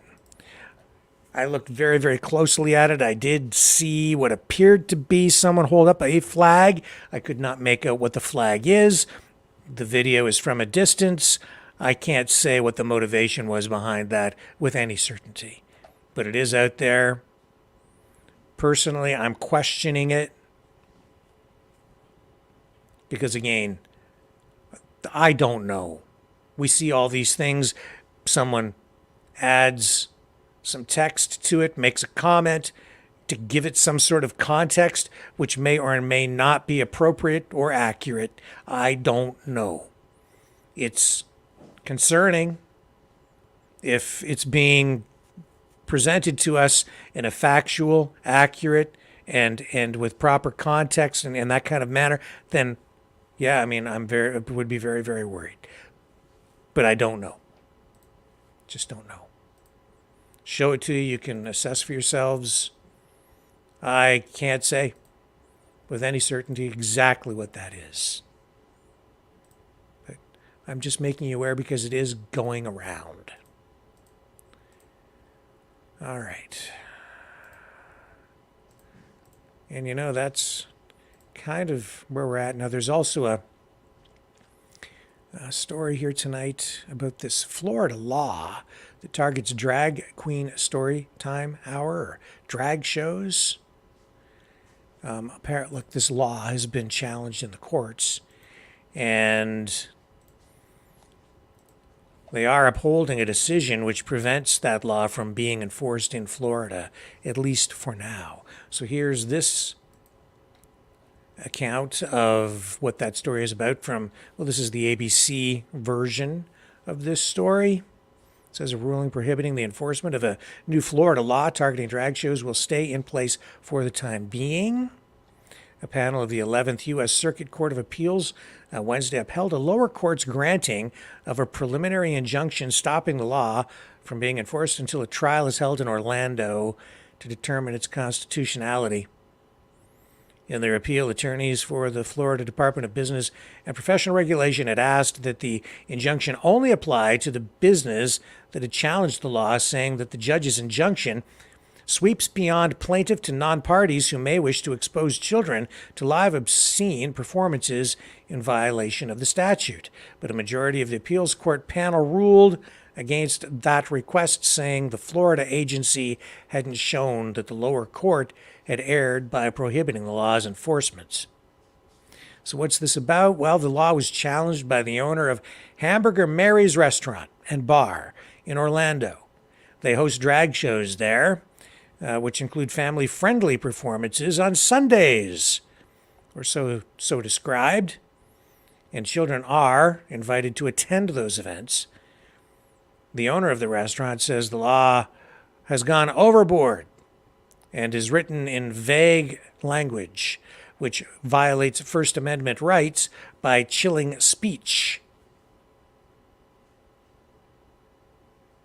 Of course, this law comes from the Ron DeSantis government in Florida. DeSantis, as we know, is one of the front runners for, well, as close to the front as you can get when you're running against Donald Trump, but he's running for the 2024 GOP presidential nomination.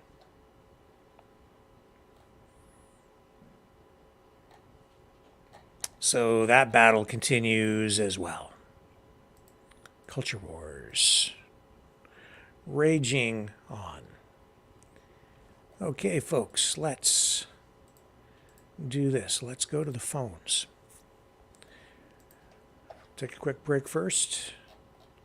And I'll just remind you on this side of where we're at that you can support the show by donating at maverickdonations.com.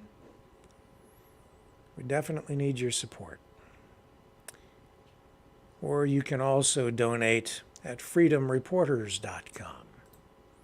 That takes you to the PayPal page. The Rumble Rants work in a similar manner to the Super Chats on YouTube, so you can donate over there on Rumble using the Rumble Rants. Certainly appreciate that too. And please consider subscribing on Rumble, on our Rumble channel, if you haven't already. If you're over there, please, please, please consider subscribing. And if you're not over there, please consider going over to the Rumble channel. It's the most important social media platform we have right now because we are growing and we have pretty much replaced a lot of the audience that we lost when our YouTube channel came under fire from Google, YouTube. And we're still not running on our main YouTube channel. Kind of crippled over there in that way. We are running on our secondary YouTube channel, so if you're there, please subscribe there too and hit the notification bell. And we're working on some other workarounds. So we still have the majority of our audience, and we've been growing, so we've got it back. So that's a good thing. And we're firing on all cylinders on Facebook too, and Twitter. So we're doing okay, folks. We're going to survive, I think, maybe, but only with your help. So again, freedomreporters.com. Stay with me. I will be right back. I'll set up the phone lines, and you guys can weigh in on tonight's conversation. Don't go away. The New World Order. Government overreach. The Great Reset. Mainstream media lies.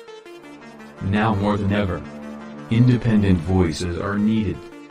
Donate now at freedomreporters.com. That's freedomreporters.com. Maverick News. The antivirus program for your mind.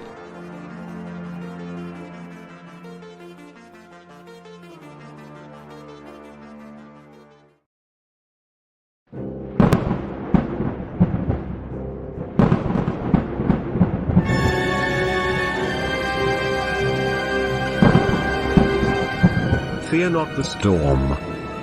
For truth is on our side. Maverick News. The world is watching.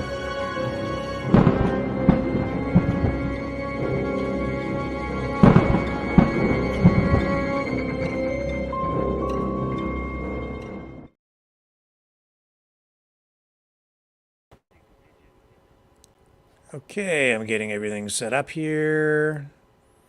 Just have almost set up. So we gotta go here. Oh, brother. Not fast enough. Still working on it here, folks. Let's run this little transition here, and I'll be right back.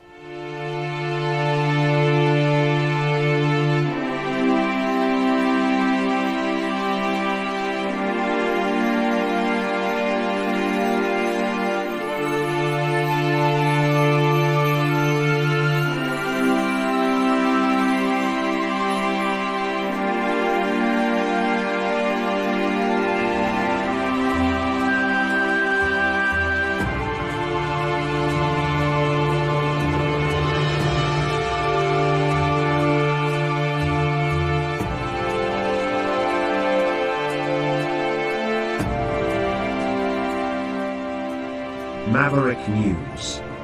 The world is watching.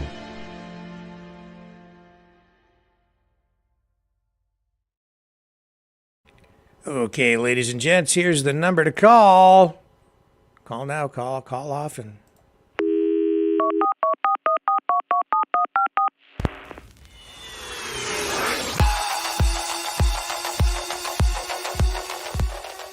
Join the conversation.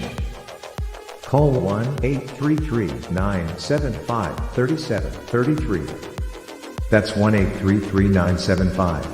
Free. Speak up.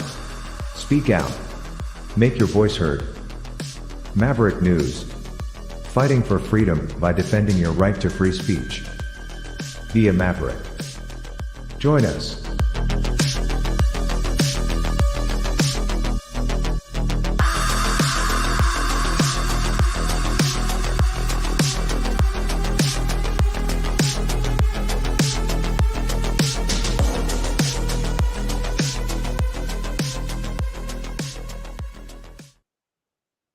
All right, we're ready to rock and roll. Here's the number, 1-833-975-3733, 1-833-975-3733.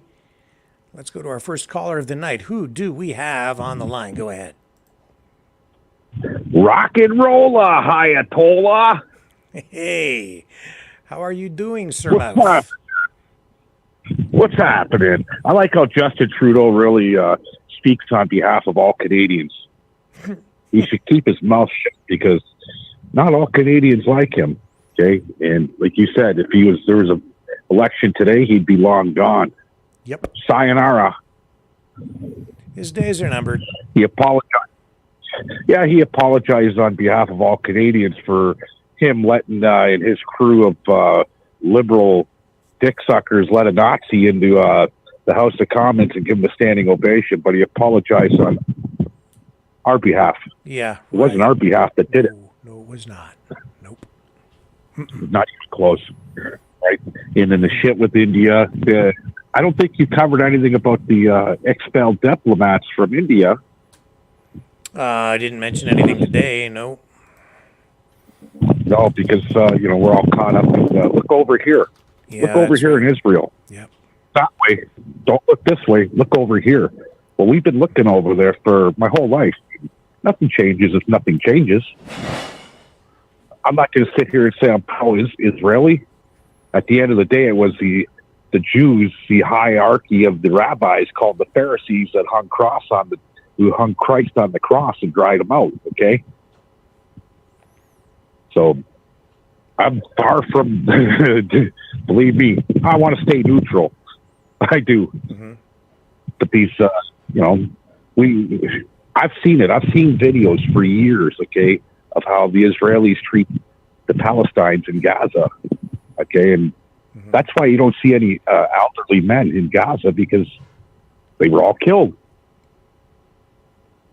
Okay, they've been putting little kids, women on the walls forever. Okay, in Gaza, and the Israelis been shooting them. So when they say, "Oh, they murdered all these women and children," I get it. Okay, that's war. War's greasy. War's dirty. Okay, and at the end of the day, I want to stay as neutral as I can on this one. But I got a lot of friends that are from actually my daughter's boyfriend. You should get him on the show. His house is blown up right now. He came from Palestine, and they owned a piece of property in Gaza. It's gone. I just talked to him today. He's a good kid. Works at the hospital, right? It's my daughter's boyfriend, and he's not taking it too well, right? Like, what's going on over there, right? I get it. I get it better than most people. I see both sides of the story before I open my mouth. Yeah. Anything to say, Rick?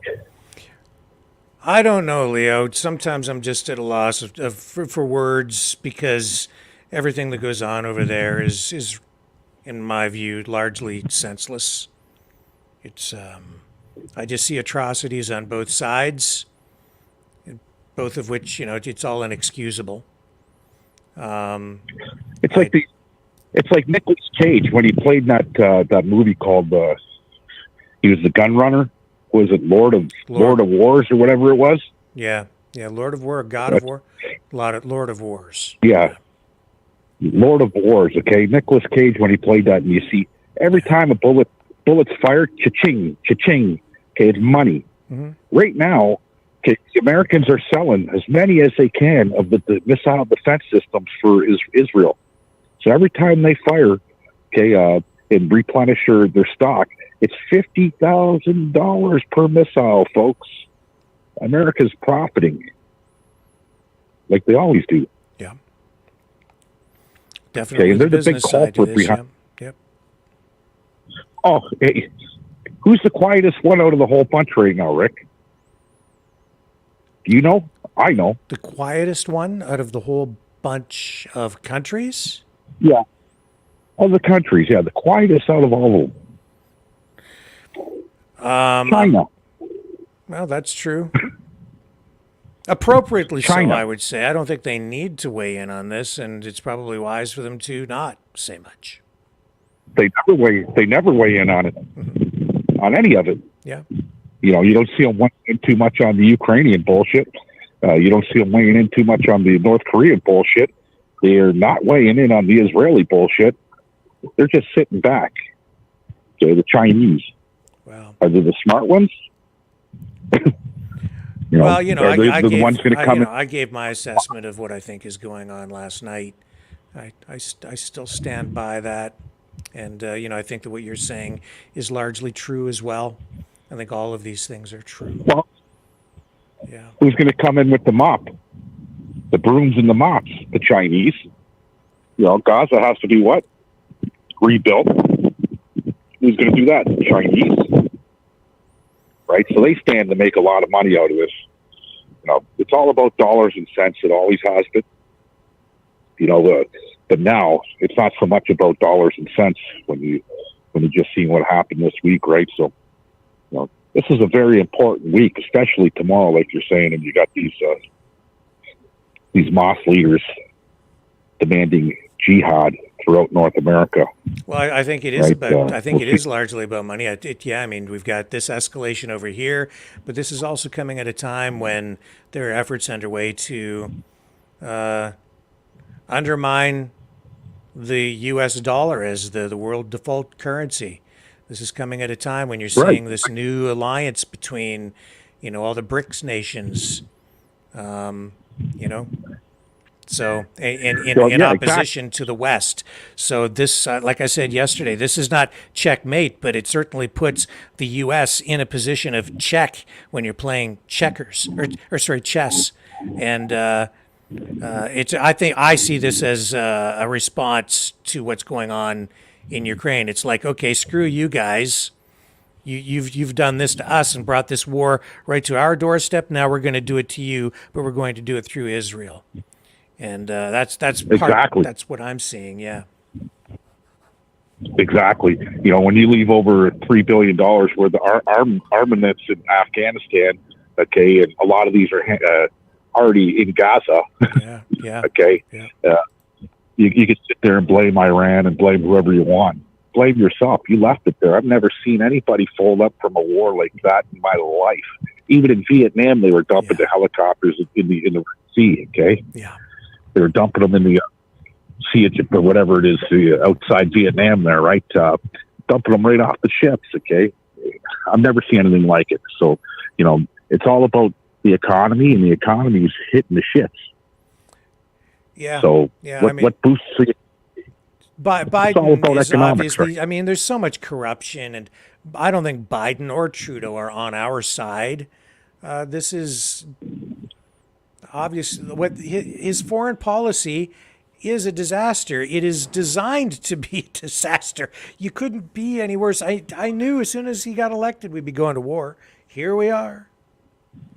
They love it. You knew. Donald Trump said it. Yeah. He's exactly what was going to happen today. Okay. Yeah. And he said that. And you know what? Now people are going, oh, Donald Trump was right. But you still got a lot of people that are trying to stick by Joe Biden and brain dead people like Trudeau. Okay. Yeah. And Britain's Prime Minister Rasky or whatever his name is. Mm-hmm. Okay. These people, it's all going to fall on them eventually, right? So, as you see, there's going to be uprisings in Canada. Okay, and sometimes it's not a good thing. I don't think so. I know so. It's overdue. When you got these people that are sitting here and they're calling the shots for people. I just came back from Superstrike. Took the night off of work tonight. Went with my son. We went shopping, and for $120 what I grabbed, it was a joke. It cost me $12 for roast peanuts. Peanuts with dipped in chocolate covered peanuts. A bag of chocolate covered peanuts, $12. Yeah, I was at a variety store where I go to get filtered water, and I looked over at the ice cream freezer, right, where they have all the novelty ice creams. I mean, $7, $7.99 for like a frozen dairy treat on a stick. When we were kids, when we were kids, we used to chase after the ice cream truck, and you'd get change to go get your ice cream treat. Now it's like $8, $7.99. Mm-hmm. What kid can afford that? Well, what's his name? Luke Champlain. There's a fucked up name if you ask me. Is that his name? Luke Champlain, the minister of fucking whatever he is. Minister of gearboxes, going to bring down the price of food in Canada. Okay, nothing's happened. Okay, they had this big meeting with the head of Sobeys and IGA and you name it, right? Nothing's come down. No, and we knew that. Okay, and they were boasting it last week. Oh, we had a meeting. There's going to be a fixed price on the necessities. What's the necessities? Toilet paper, milk, eggs. That's the necessities. Bread. That's the necessities. Nothing's come down. No, it won't come down either because they lie. They blame the inflation on the big companies like Loblaws, right? But it's not the company's fault. They've printed too much money. They've borrowed too much money. They've spent too much money. It's government policy that fuels inflation. It's money. It's excessive money giving free money away. That's what it is. Right. Now they'll use the excuse, well, there's a war in Ukraine, and now there's a war in Israel. What's the gross national product of fucking Israel? Olives? Yeah, What do they make for us in North America? I've never been in a store, in the superstore, and bought beef that came from Ukraine or Israel or bread or milk or eggs or none of that shit. Okay, it's a crock of shit. They're using it as an excuse to gouge us, the Canadian people, right? Then all that stuff too, Leo, with blaming the grocery store chains, the big grocery corporations. That's a game. They give billions of dollars, hundreds of millions of dollars in subsidies to those big companies. So they're really just paying those companies to sit there and grin and bear it while they blame them for the high prices. But, to just sit there and take it. But it's just a game. It's just a PR game, a scapegoating thing. And it's like, we'll pay you, but you just have to let us blame you. And here's your subsidy. That's what goes on. Well, they made over $1 billion. I think it was Loblaw. I read an article there about 3 years ago. They made over $1 billion for the year, but the Canadian government subsidized $25 or $30 million worth of new freezers. That's right. For them. That's right. Like, really, you made over $1 billion in profit. Why are we subsidizing anything for you people? Exactly. That's exactly right. You know, because the government's in on it with the big companies. They're in on it together, right? It's just stupid. But they know people don't generally understand how economics works, so they play that game. But that's the way the liberals do it. So Always was. Always been played the same way, right? It's right out of their playbook. That's right. I just hope everybody peace and happiness. And if you're going out to any of these protests, keep your sticks on the ground. Okay, it could get pretty hairy. Only takes one dirt ball out there to spoil the big movement. Okay, and you have this thing going on. The children, right? Don't let it get hijacked by anybody. Yeah, stay safe, folks. But they'll be there. Just stay safe. Stay safe. Stay safe. Thanks, Rick. Thank you, Leo. Let's go to John. Hello, John. How's it going? Hey, Rick. How's it going? Excellent, Good? sir. Excellent. I've been making some good dough on the sports, so I'm going to donate something. Oh, well, thank you. You're so kind. I appreciate it. Thank you. Hey, Johnny. Yeah. Hey, what do you think of the Lions, baby? What's going on with the Detroit Lions? They're going to lose this weekend. I think on my pool I took them to lose, but I like the Lions. The best team is San Fran, man. Nobody's going to beat them this year. They're going all the way. I don't know, man. I don't know. See, I'm still on, Rick. This is hilarious. Yeah. So 1-800-CHAT. San Fran.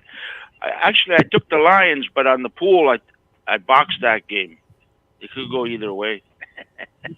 Me and another buddy, we play the pools. We boxed 4 games, so there's 13 games this week. We boxed 4. Hopefully, we'll win a big pot. You know, and last year we won a couple, but we got back like $5,000 on one, and the other one we got back 4,200 or something. Girl, please. Hey, it's better than You won $5,000? About 3 years ago, I still have the ticket. I still have a ticket. I'm going to send it to Rick. Okay. 4 years ago, I'm at work and I'm looking at my Super 7 ticket, and it was for $65 million. I had 6 out of the 7. I needed 34. I had 33. Oh, shit. We'd be speaking ahead.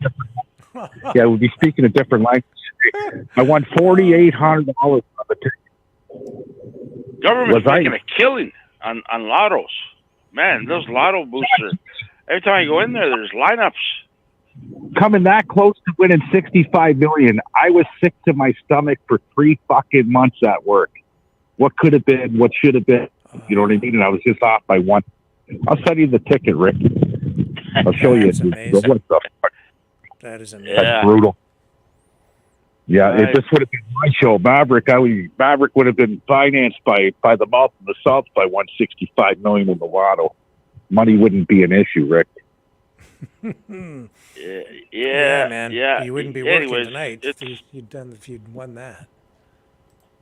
I'm not working tonight. I took it off. With all that being said, I got to let my dogs out. Okay, sir. Bye, guys. Take care. Nice talking to you there, Leo. So what else is on your mind, John? I'm always thinking ahead, and I'm thinking about what's the shadow government and NATO up to, right? And tell me if I'm wrong. Maybe I'm wrong, but you got Ukraine, it's falling apart.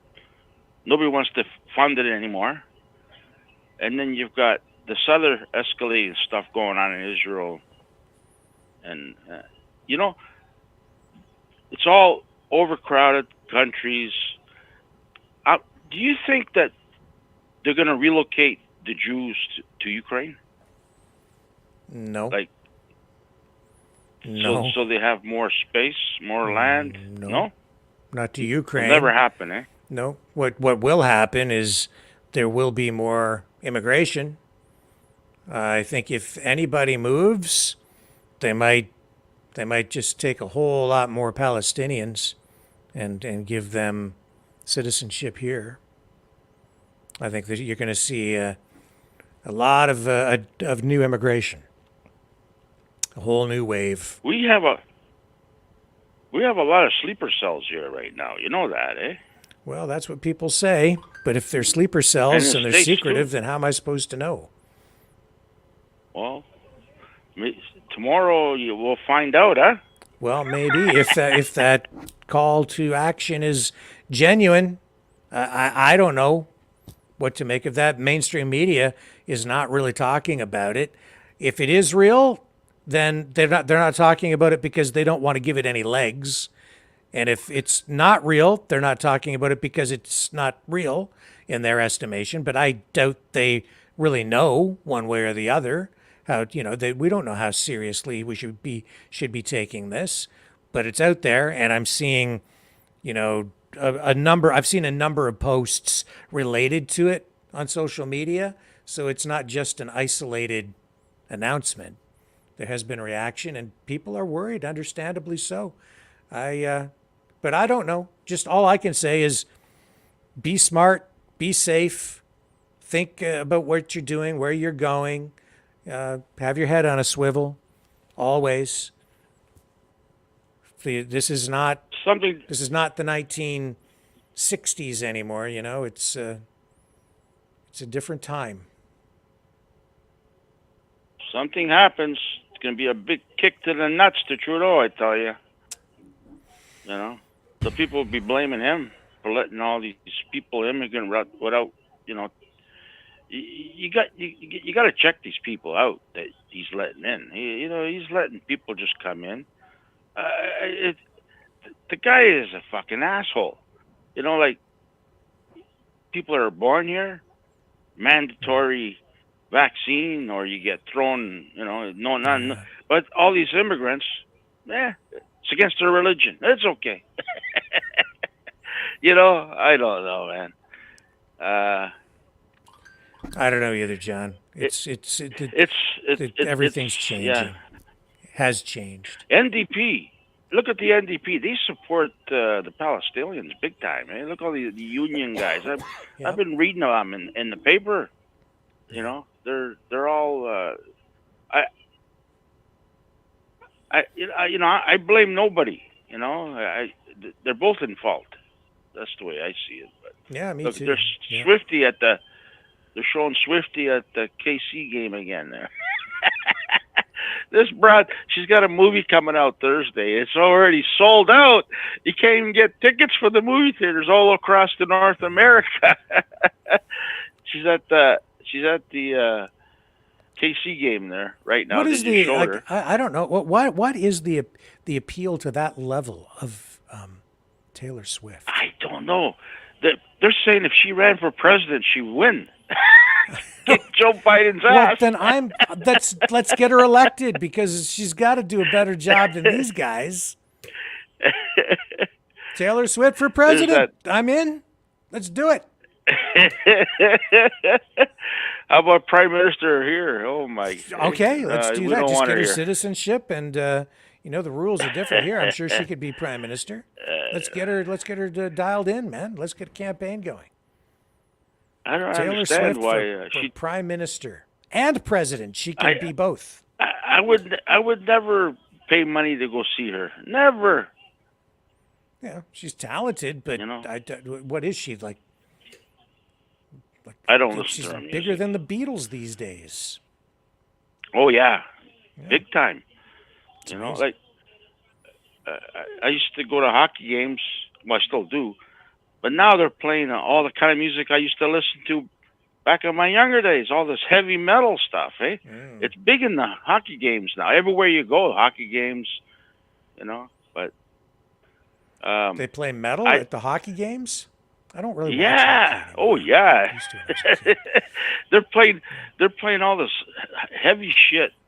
I like the music, the hockey games. My favorite. The Blue Jays, they're a little bit. a little bit woke there, But what happened see, to da-na-na-na-na-na? well, they What still happened have to that that stuff? charge. The guy with the organ. Don't they have the organ player anymore? They still have. Yeah. Yeah. Well, it's recorded. It's recorded. They Yeah. put a guy out of work. The guy, he's a DJ now. Yeah. You got to have a live organ player, or it's just not hockey. I like hockey. Hockey, you know, hockey just started, right? Yeah, I don't know. What are all the? They still have that. Yeah, you got to have that. They still have that, but it's recorded. The NHL, they've changed the rules.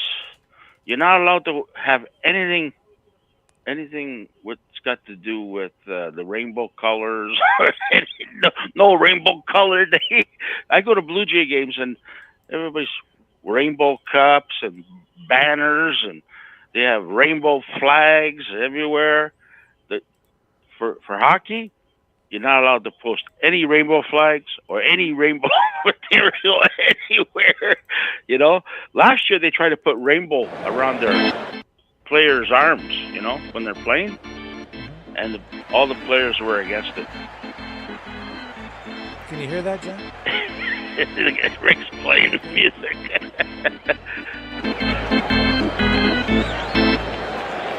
Yay! Go Leafs, go! Go, go, go! Go Leafs, go! Go Leafs, go!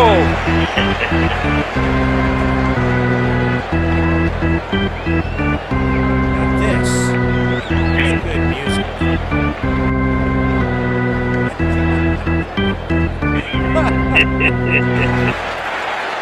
Oh, kids today, they don't know what they're missing. You like the keyboard, eh? There you go, John. That was the good old days. That was the good old days. The guy was way up on the top there, eh? On the rafters.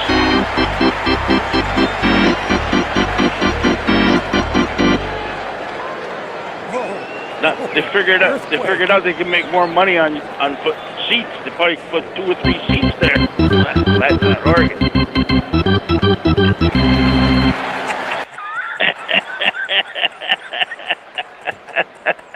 Oh, we're so old, John.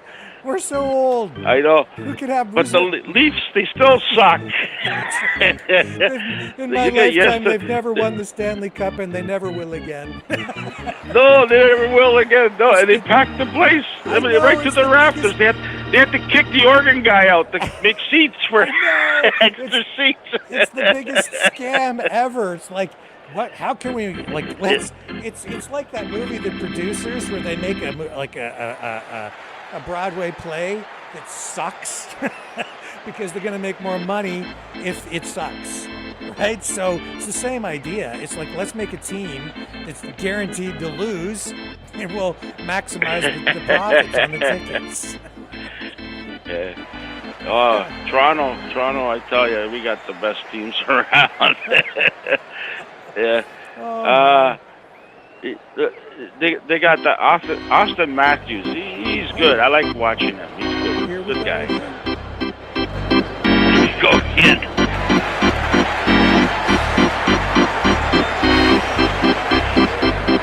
The crowd goes wild.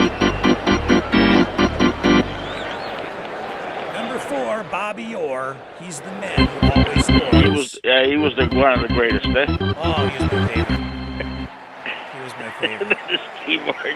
You like that keyboard, eh? Dude, this is fantastic. This is the best show ever. It's memories. Yeah. Oh, this is the best now one. they play Metallica. Oh, this, I got one.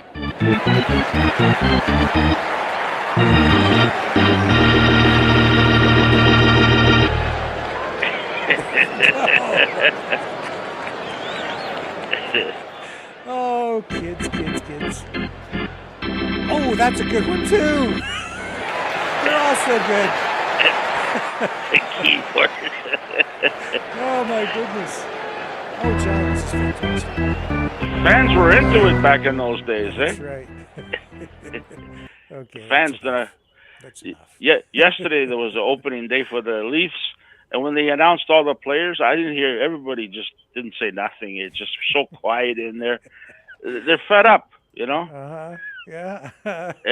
Every year, maybe next year, maybe next year, maybe next year. I know. Look at the Jays.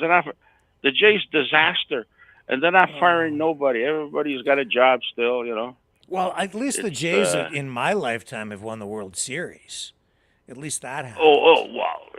Yeah, you think it's going to happen again? I don't know. I guarantee you the Leafs are never going to win the Stanley Cup again, though, ever. See what they're doing. The new Leafs, Air Canada said, what they're doing is they're putting video screens on the ceilings, on the walls, around columns. So they're playing the game, eh? When the game's playing, they're trying to. The dressing rooms, they're putting bars with glass, so you can see the players walk out of the dressing room. Yeah. They're spending like $1 million to try to get players to come over here. Nobody wants to come over here and play, right? Mm-hmm. They don't like Toronto because, Toronto teams are woke, and so they don't like woke, a lot of these players. and the taxes are high here, you know? Yeah. But, so nobody wants to come and play. All the good people don't want to come here. So they're sprucing this place up to make it, so people will come here to play. That's what they said on I was watching it yesterday on the thing there. So I don't know. What are you gonna do? I don't know, but I guess maybe we should move on to the next caller. We've got them stacked up here. Everybody probably just wants to get on now to talk because we're playing the hockey music. It woke everybody up. Hey, I was watching before I go. I was watching this amazing thing the other day. They had these old people that they were ready to die, and they had all these sensors all over their body, and they found out when the person died, the only thing that was working was the brain. The brain kept working. They're saying people are dreaming about you playing with your dog or something like that, and you're dead. You're critically dead. Did you know that? Your brain still works when you're dead. This is what scientists are figuring out. Okay. Yep. Oh, tonight, Coast to Coast. It's a good show. You got to record that one. I'm telling you. Okay. People get on there tonight. It's all about China. I don't know what it's a good one tonight. It's a good one. We don't know what it's about, but it's really going to be a good one. I'm going to record it. It's a good one tonight. I'm telling you. Check it out. Go on Coast to Coast. Check it out. Okay. Guaranteed you'll like it. Okay. All right, Rick. All right, nice thanks, talking John. to you. All right, see you, man. Okay, bye. Okay, and we're moving on to the next caller. Hello. How's it going? Hello, welcome to Hockey Night in Canada. Yes. With our host, Rick Walker, playing the music. That's right. I'm the organ man tonight, the organ player. There you go.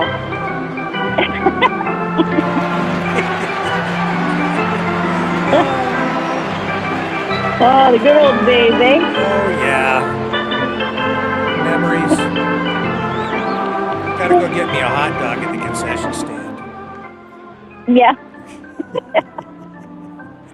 This is great fun. Mm-hmm. Yeah, small things. Use small minds. It's good memories, right? It is. It's great.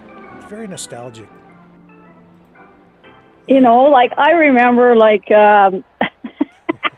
my brother, he could play the organ really well, so he would, every time the hockey game was coming on, my mom loved hockey. She loved the Leafs, and he would play that introduction for her on the organ before the game started. And she'd be sitting there, and she'd like to have her couple of drinks watching the game. She'd get so excited that she would literally, the chair would fall over backwards. I remember that so well, and I remember her going down to see a Leaf take him, like my ex-husband, down to a Leaf game, and he said, I could hardly control your mom. She was so out of control. It's kind of nice. Actually, that was really nice of John to bring that up. It's kind of nice to have some good memories here. It's great memories. Let's go again. Faster. Oh, now you want me to go get a hot dog. Faster. Oh boy, that was a big one. Oh my goodness. What else is going on out there in the world of craziness? Well, out in Alberta, they're not mandating masks, but they're putting the masks back in the hospitals. Right now it'll just be optional, but acute care, they'll have to have it. The nurses will probably have to wear it. The jabs, they just started that yesterday for 6 months and up, but this year people have to pay for it now because Alberta Health Services isn't picking it up. So they're saying the phone lines aren't ringing off the hook, which is a good thing. I'm actually surprised because Danielle Smith was so against all this stuff before she got elected. The health minister now that's here used to be the educational minister, and she was all for masking children back then. So, you can see where this is going, right? It's not good, but I don't think people are going to comply. I mean, you will get some, but And as far as this war, I'm not taking sides on either side because to me, innocent children, women, men are getting killed. They're running, like you see videos, they're running with their children. These bombs are dropping all over. I mean, it's horrific what's going on. It really is. And I can't believe that Trudeau, we're involved in it. Again, okay, I can understand humanitarian money, but $10 million? And all these people fleeing, that the planes are being sent over. Where are all these people going?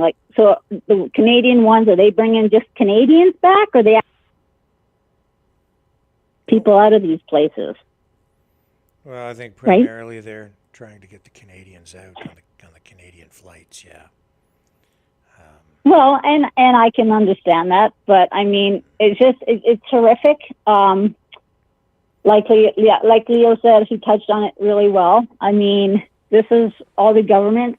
This is this WEF. All this is causing all this, as far as I'm concerned. I mean, and I have to laugh at Zelensky because he's trying to get on camera in different places because he's going, don't forget about me. Don't forget about me. Well, there's only so much money to go around here now. You know what I'm saying? Where does it end? Really? And like I said, I can't take a side because when I see innocent children and they do videos and the kids are sitting on the stairs with their parents and they're terrified and you see the look in their eyes, I can't take one side over the other. I can't. And that maybe that's just me, but I can't.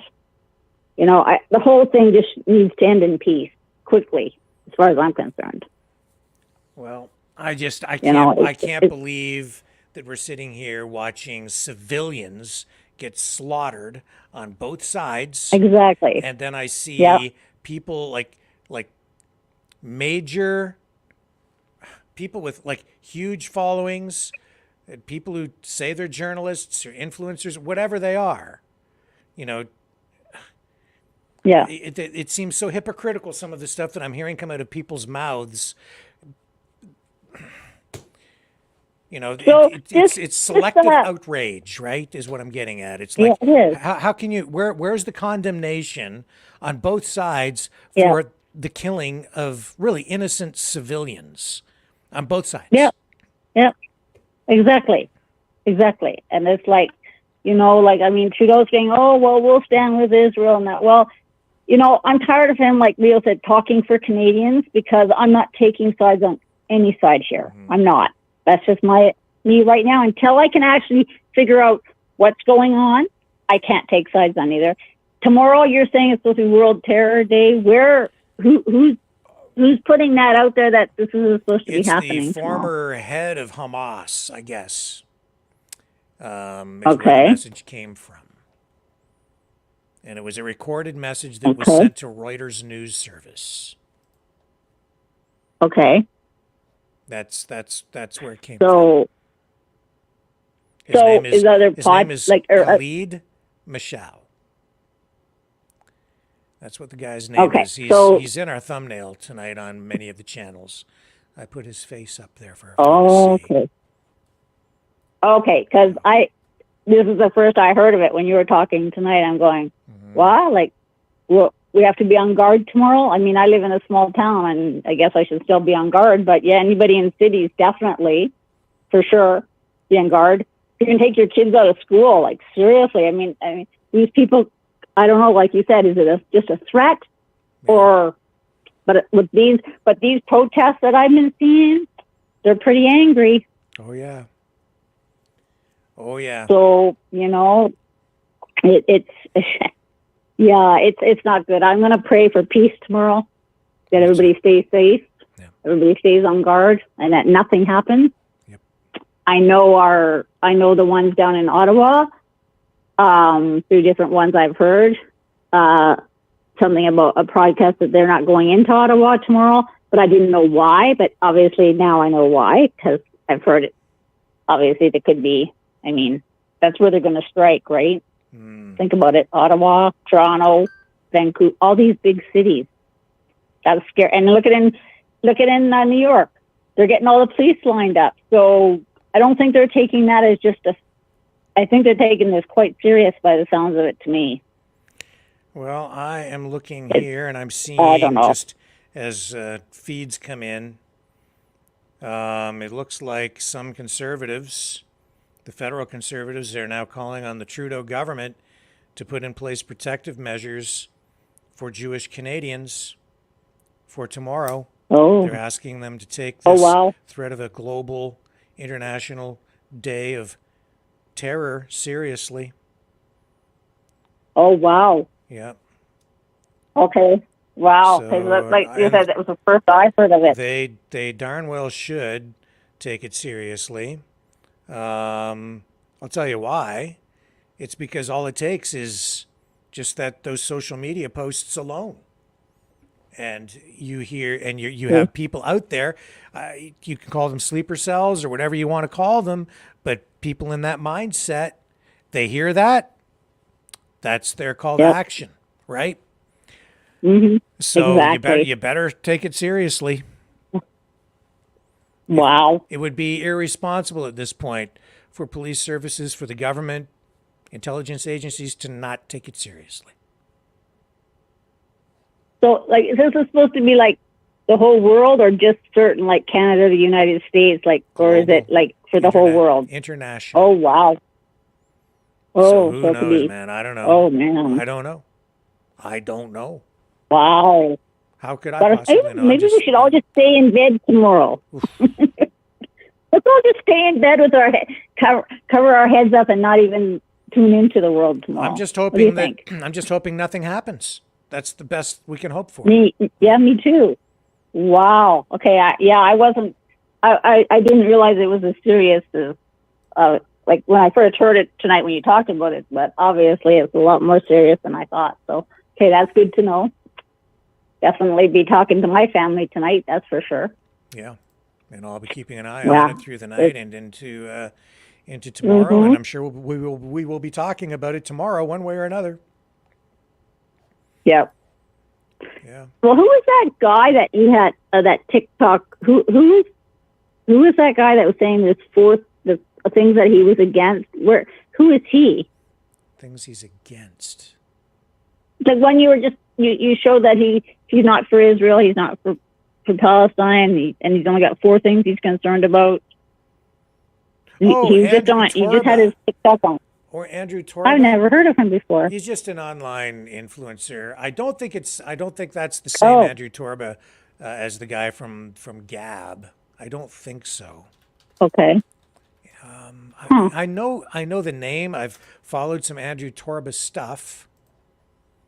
But yeah, I don't think it's not the same guy. It's a different Andrew Torba, Oh, but he has a okay. big online following. Oh, okay. I've never heard of him before. I just Yeah. wondered who he was. So, No, just one of many clips wow, that was sent to me. So crazy. I just thought it was of Well, note. I guess that's all. Yeah, well, I guess all we can do is pray for world peace tomorrow and see what's going to happen. And maybe nothing will happen, and hopefully it won't. But in the meantime, the world's it's in total chaos. It's just all these protests that you show, wow, like everywhere. Yeah. I mean, I'm sure there's lots in Canada we're not even seeing. Yeah. You know. And then I heard something. There's a whole bunch of people supposed to be going to Ottawa on Saturday, and then there's another Save the Children or a Million March on the 21st. Like, it's just constant bombardment of stuff, right? Like, people, like, I guess like Leo said, eventually people are going to take a stand. We can only take so much, right? And I mean, peaceful protests are fine, but these ones that I'm seeing that you're showing, they're not very peaceful. That doesn't look good at all. So, well, and as for Trudeau being lower in the polls, good for him. I hope he keeps dropping off the polls. All I can say is. Oh, hang on. Oh, hang on a second here. That's not what I want to say. I didn't want to say that. That's the wrong thing to say. I wanted to say this.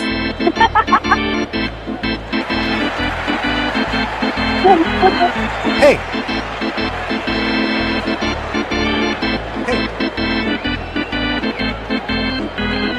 Hey! There you go.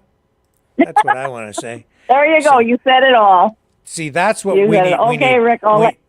Chris, we need we need more of that, and a whole lot less of people being upset and marching around, stomping their feet and being up. We need organ music, hockey organ music to bring people together. Exactly. I agree with you. It's time, but you try not to, like, I try to get through the whole day without not thinking about things. And I was actually having a good day until you put Trudeau on tonight. Then that just kind of ruined the whole day. But well, let me cheer you up then. But there you go. Here we go. One more tune for Chris. Here we go. One more time. That's right. And the crowd goes wild.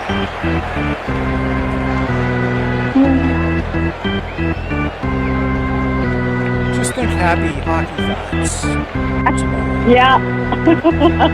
This is kind of an ominous song for tomorrow. But yeah, it's kind of.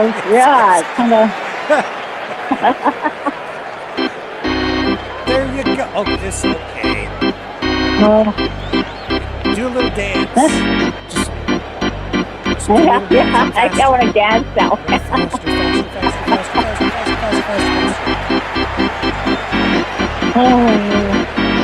Don't worry about tomorrow. It's going to be fun. It's going to be okay. Okay. Is it Stomping? Was it Stomping Tom Connors that sings over the hockey game? Was it him that? Yeah. Yeah, the good old. Because that's cool. That's really cool too. Is the best game I can That gets name. people going. Yeah, I'm not very. Yeah, there you go. I shouldn't sing. I'm butchering. That's a good one. Okay, I'll let you get on to your next caller. Okay, thanks, Chris. See ya. All right, everybody keep safe. Have a good night. Okay. Hello. How's it going? Get on to your next caller. Oh, we've got a little delay there in the background. Go ahead. What? Just me? Go ahead. Is it me? It's you. Hi. Rick? Hi, who's this? Go ahead. Rick, it's Gary. How you doing? I thought you might have wanted to talk to me. Well, okay. Well, let's do this. Let's play a little tune for Gary. There we go, Gary.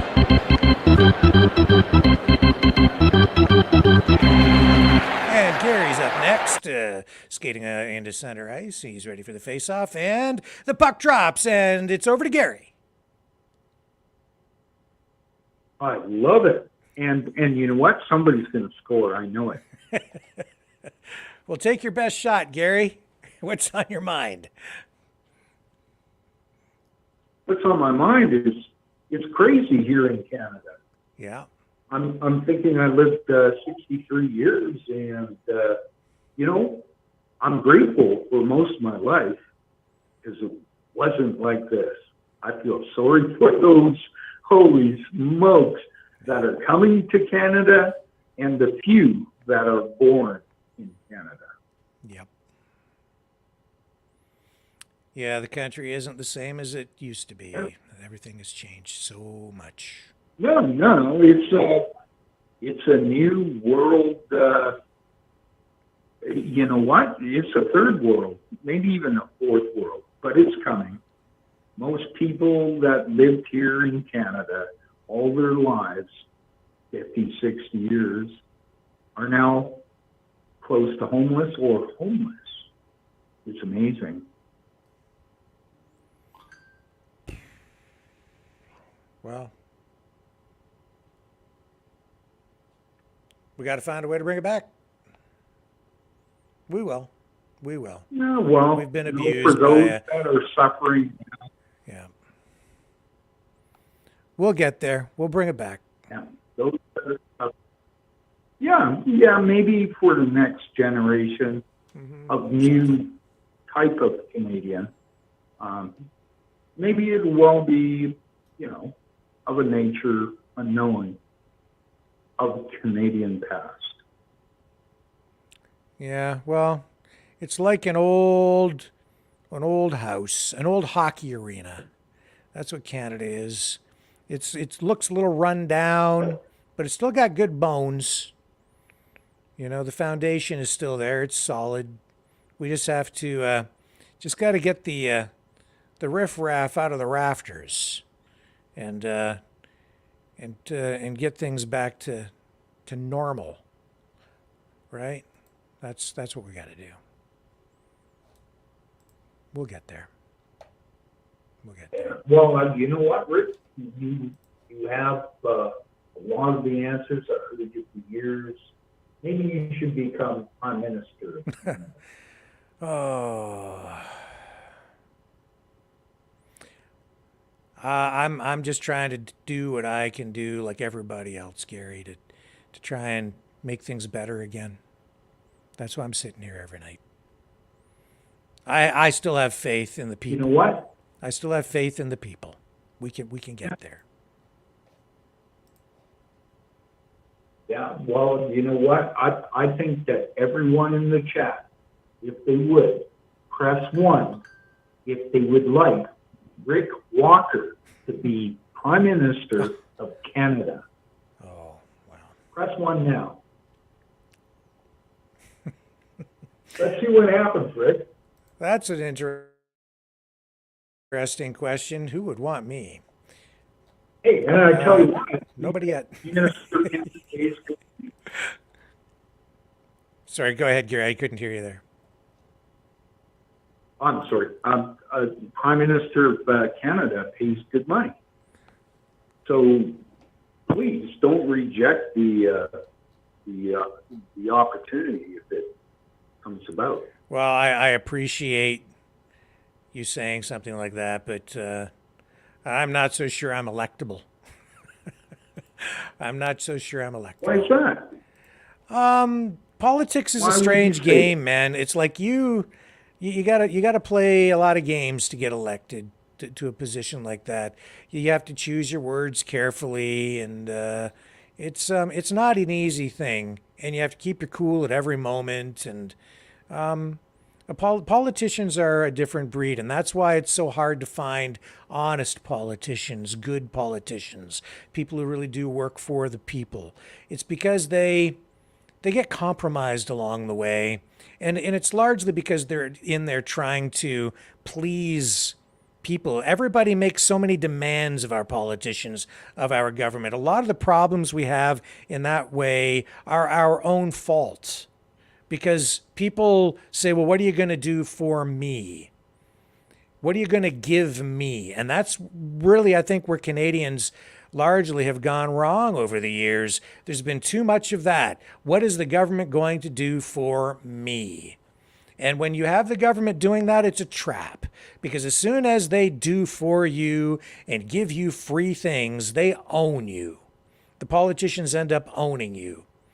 In order to keep the free stuff coming, you have to comply. And that's where we're at. So it is, in a way, our own darn fault. And also for outsourcing our personal responsibility. But I'm not so sure that saying something like that, Gary, is the kind of thing that's going to get somebody elected. So I'm probably further ahead sitting here saying it and sharing some truth with people and maybe changing some minds and some attitudes and working with people here to come up with some ideas and strategies to get us back to a better place than trying to insert myself into a position of power where I can make the changes that way. There are other things that I can do, and I'm just trying to contribute. That's really what I'm trying to do. So we'll see where things go. Yes, I mean, that's exactly what we're left with. See where things go. Yeah. So if you have to be careful with your words and you can't state what is actually on your mind, Mm-hmm. it's not possible to be a politician. It takes a rare breed. Donald Trump, some would say, was sort of like that, at least for a while. Just sort of said the stuff out loud that other people were thinking.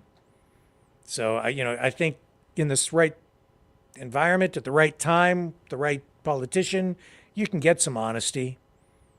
But it isn't easy. And we have to make space for that. We need to allow that. But that means that we have to adjust our attitudes too. It's a two-way street. You can't expect a politician to do the right thing, but then on a personal level demand of them that they do the wrong thing. So if it's true, you can't say what's on your mind.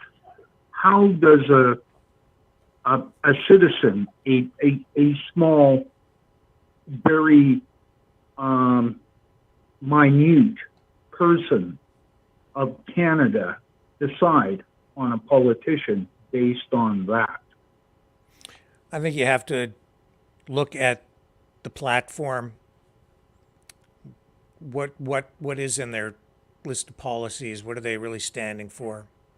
And try to determine what they're going to actually do when they get elected. You can do that, but you have to,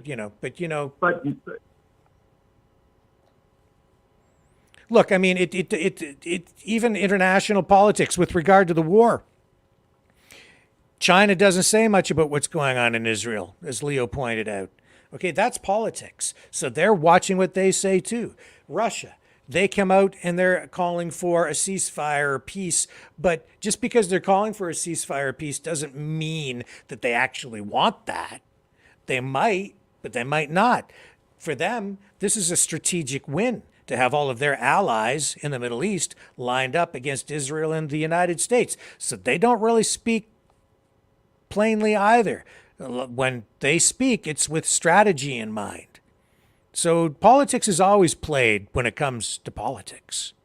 Always has, always will be, whether you're dealing with dictators or democratically elected politicians. That's the way the game is played. That's why you need somebody really smart, somebody who can withstand the torture in the court of public opinion day after day after day after day and withstand it, right? It's just part of the game. Right. So AI would be a preference then, because at least AI can be programmed. AI for use for what? For use for government and the rule of law. AI for what it is to be ruled in the world. So you AI you think that artificial intelligence might be the answer to our government? Just let artificial intelligence rule us? I'm saying that it would be no different.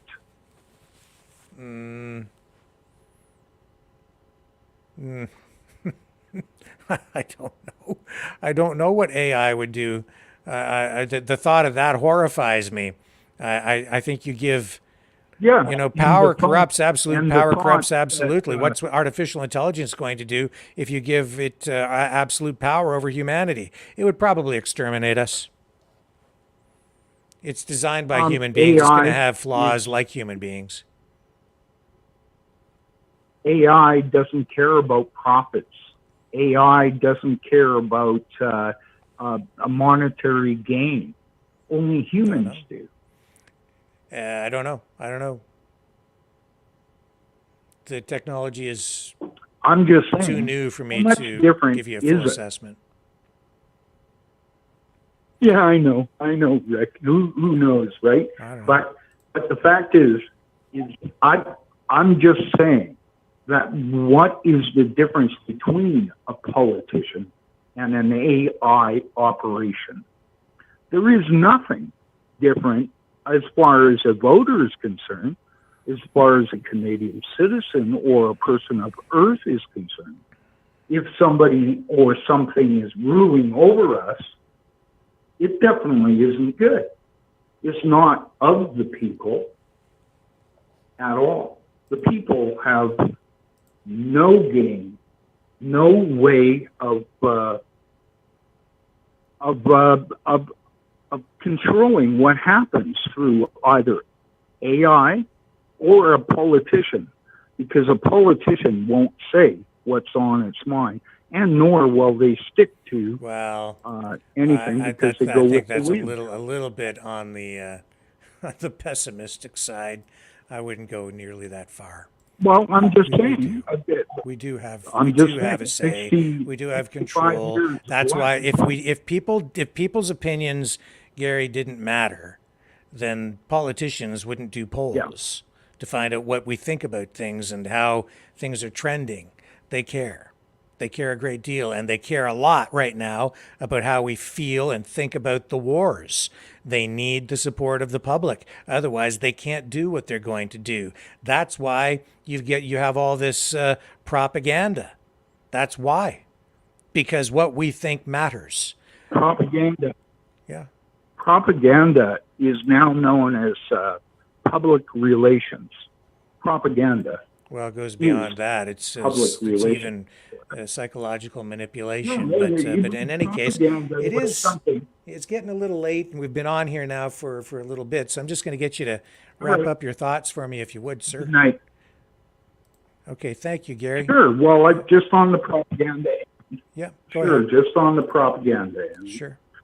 Propaganda is something that was invented by an individual. Propaganda.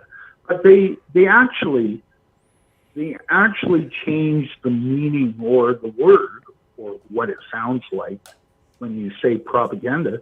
It's now public relations or PR. PR still exists. Propaganda exists. People that engage in PR are propagandists. Period. And that's what we have in politicians. And I'm just saying, we can create AI to do the very same thing. Doubtful.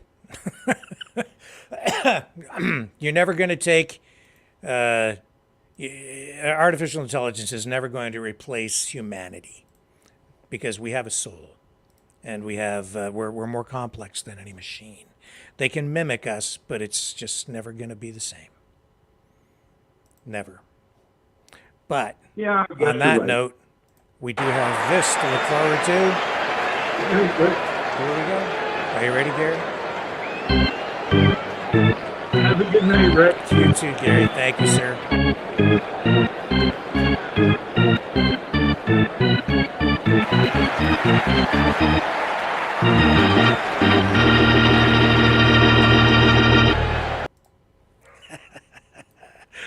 Oh, that's great fun.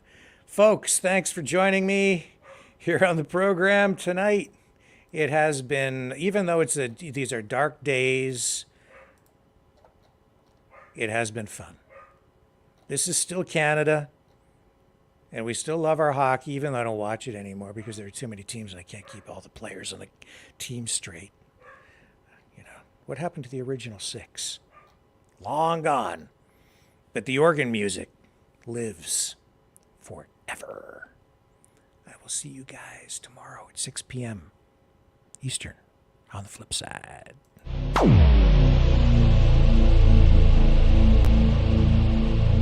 This has been a Maverick Multimedia production.